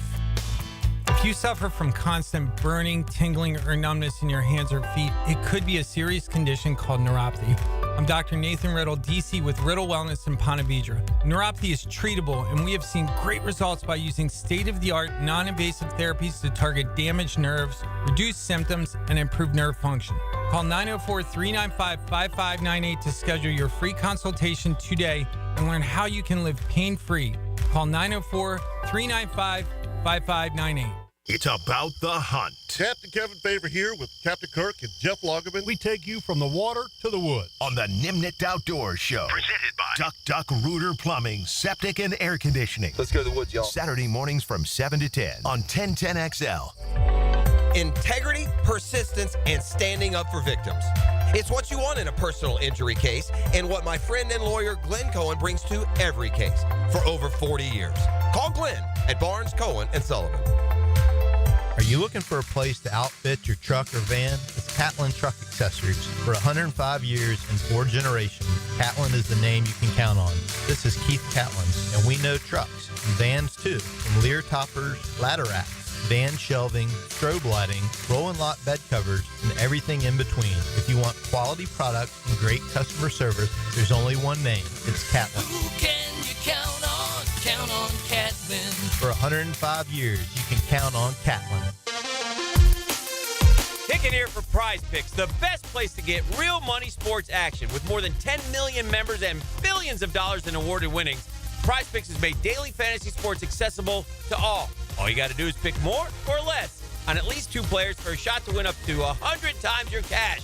Run your game all season long on Prize Picks. Great thing about Prize Picks, they put their members first, so all withdrawals are fast, safe, and secure. When my picks hit, which they usually do, I get my money in as quick as 15 minutes. Man, cook up some hot takes with your friends and win real money this football season. You think Justin Jefferson will get more than 83.5 yards next week? You and your crew run your game on Prize Picks. Download the Prize Picks app today and use code JAX, that's J-A-X, to get $50 instantly when you play 5. That's code JAX on Prize Picks. You get $50 when you play just 5. You don't even need to win to receive the $50 bonus. It's guaranteed. Prize Picks, man. Run your game. Hey everybody, it's Mike Dempsey, and I just cannot say enough good things about my friends at Pella Windows and Doors. They have the highest quality products, the strongest limited warranties in the industry, and they just flat out look amazing. But don't just take my word for it. Consumer Reports still has Pella rated #1 in all 3 major window categories, so why not go with the best? Call them today or visit the Pella showroom and be sure to ask about the latest hurricane and impact-resistant windows. That's Pella Windows and Doors on Phillips Highway, and tell them Mike sent you. This is Dr. Kevin Kaplan, head team physician for your Jacksonville Jaguars. Here's the latest update on the Jags, brought to you by Baptist Health and JOI. Pro Football Hall of Famer Tony Baselli on what happens next with the Jaguars. I think the fans have spoken.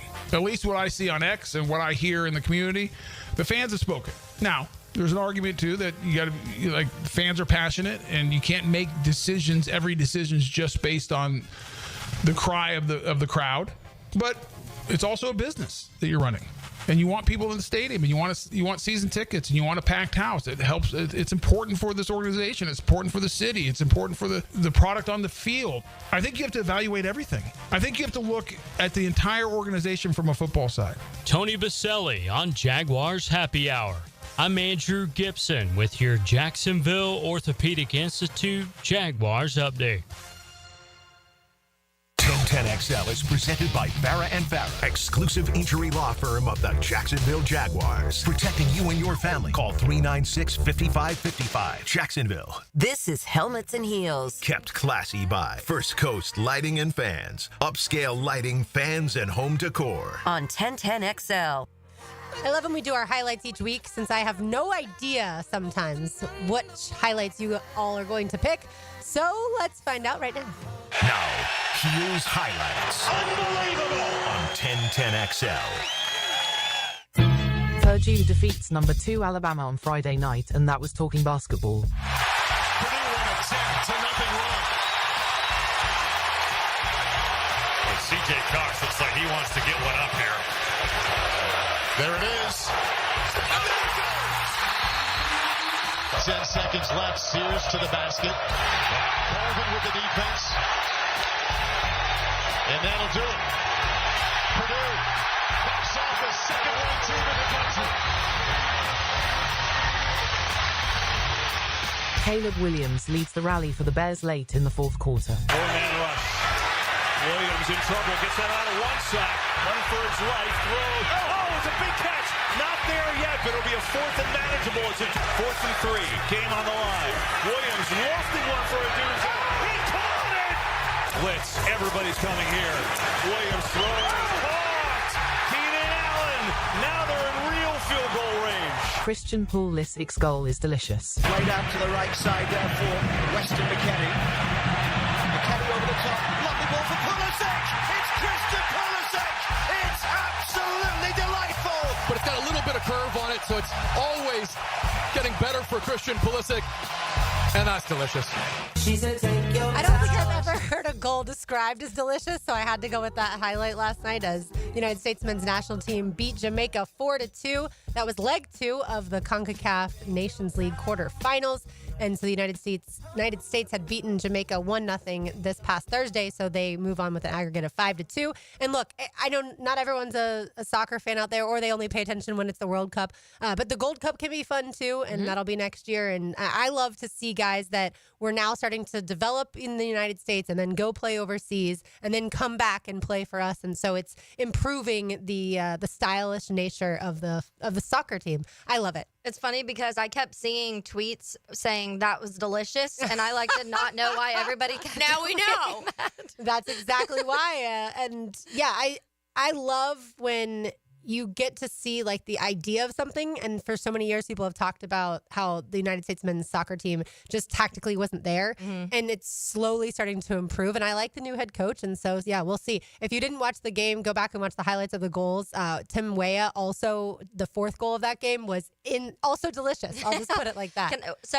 We've obviously talked a lot here about the NFL coaches and changes and how those factor in. How quickly do you think the new coach for USA men's will factor in? Because we saw on the women's side how quickly Emma Hayes' impact was felt and made. I mean, within a month, she completely flipped the roster, or at the very least said, you know what, we got one foot in the past, we got one foot in the new age. We're leaning all the way into the new age. Alex Morgan, see you later. Yeah. And they go out and they win a World Cup. And the young trifecta was incredible. And I think Pochettino or gold medal. Sorry, gold medal. Has already made changes. And it's going to be fun.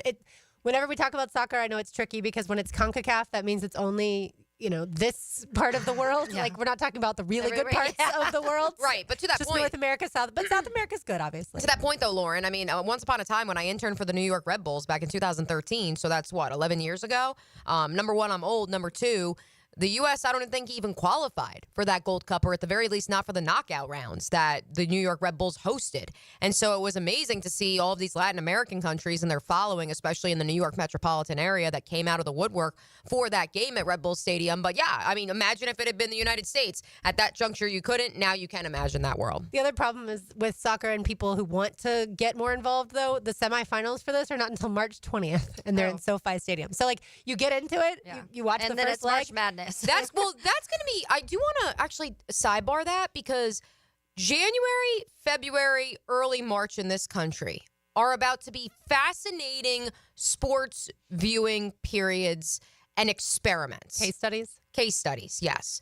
Because you'll have the Tiger Woods Golf League, which, of course, our friend Chris Reimer is going to be heading that up, and that'll be available on television throughout the week.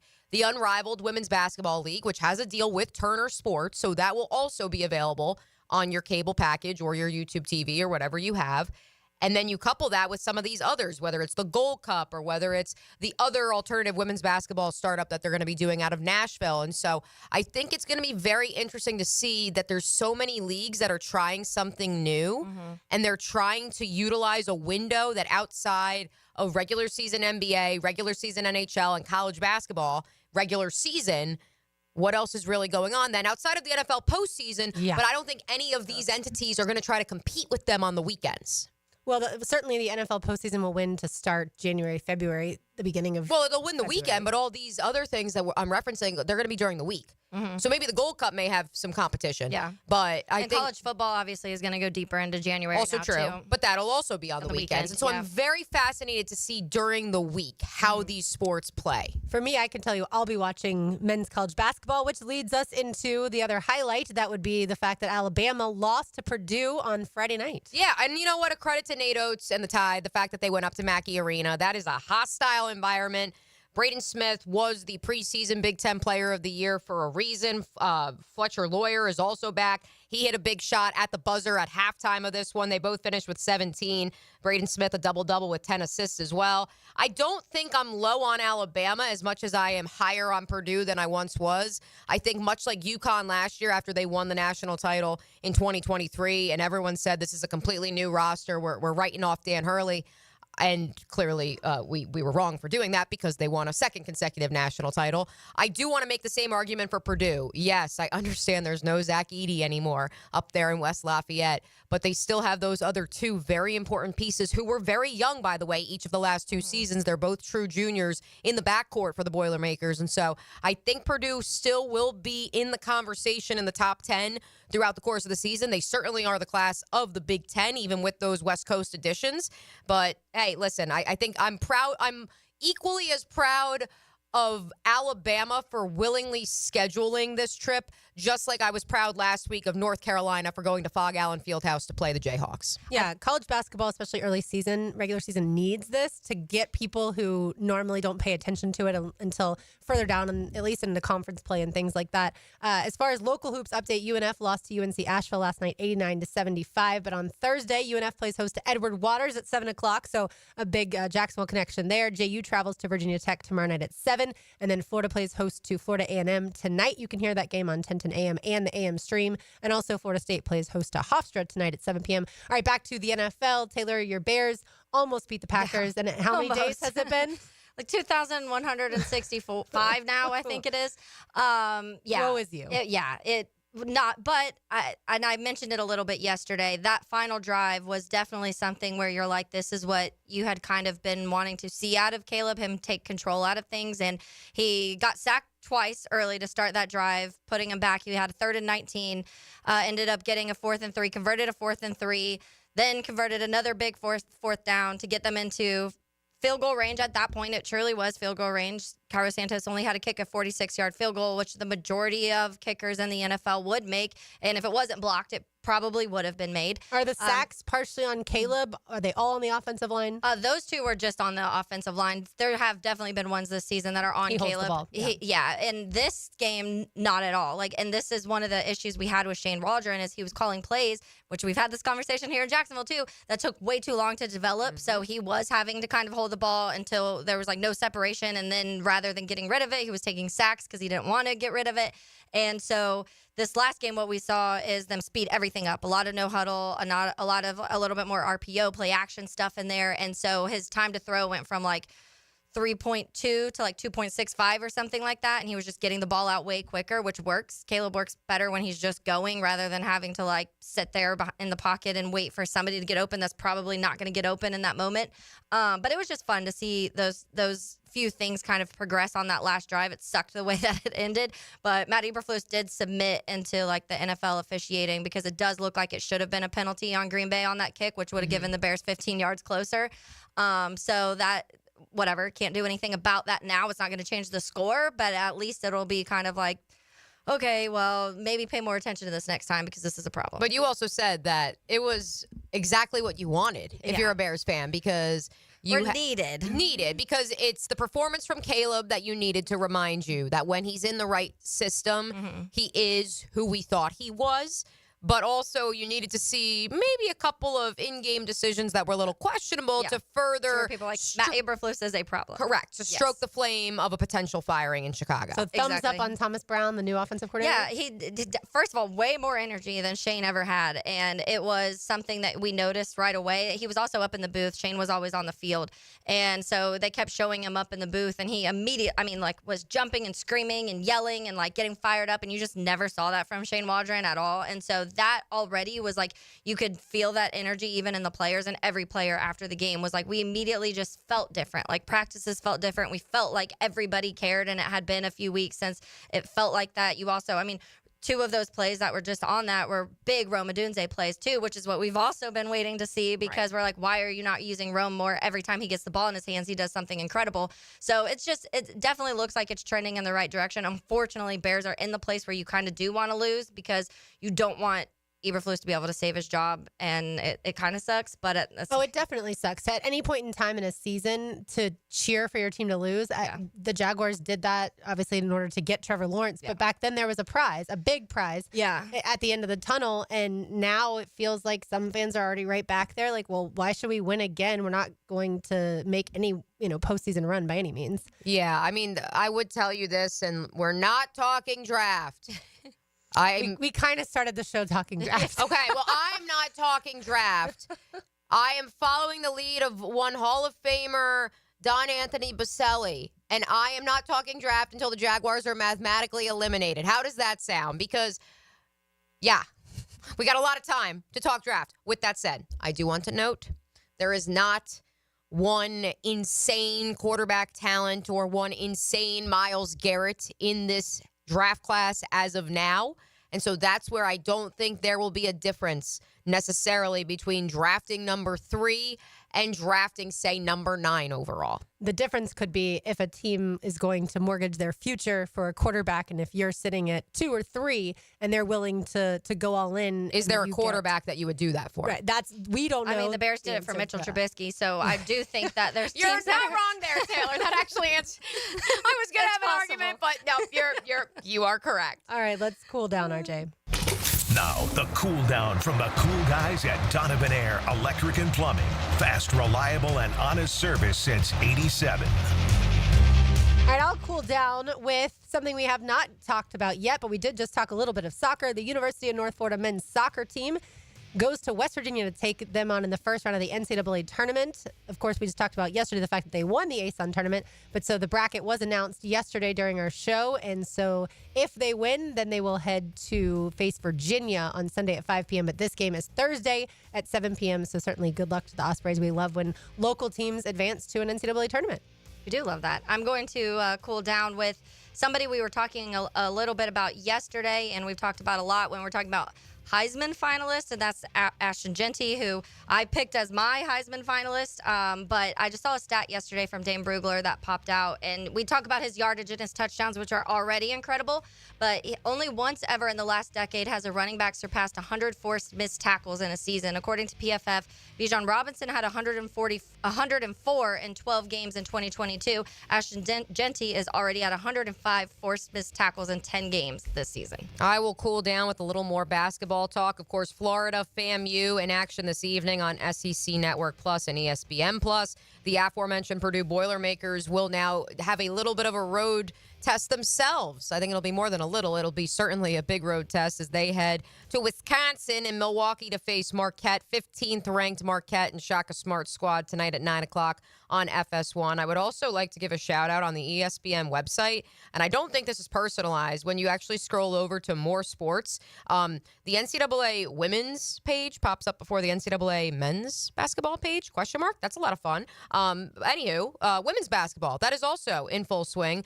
We'll also see a couple of really great matchups in the Power 4, Power 5 conferences this weekend. I know there's lots of Gamecock fans here in Duval County and beyond, and so South Carolina, the number 1 team in all the land, will travel to UCLA. That's a top 5 showdown on Sunday. That's also on FS1. And Taylor, your Notre Dame Fighting Irish, many believe they have the best backcourt in the country with Olivia Miles and Hannah Hidalgo. The 6th-ranked Fighting Irish, of course, led by Niele Ivey. That is Jaden Ivey's mom. They will travel to USC to face Juju Watkins and the gang 4 o'clock on Saturday. So a lot of good hoops for you to check out during the bye week. I guess it's Power 5 in college basketball. Yeah, because the Big East. That's true. Yeah. We can at least still say Power 5 there. All right, that's going to do it for us today. For Mia O'Brien, for Taylor Dahl, for RJ Saunders, I'm Lauren Brooks. These heels are made for talking. We will talk to you tomorrow, but don't go anywhere. XL Prime Time is next.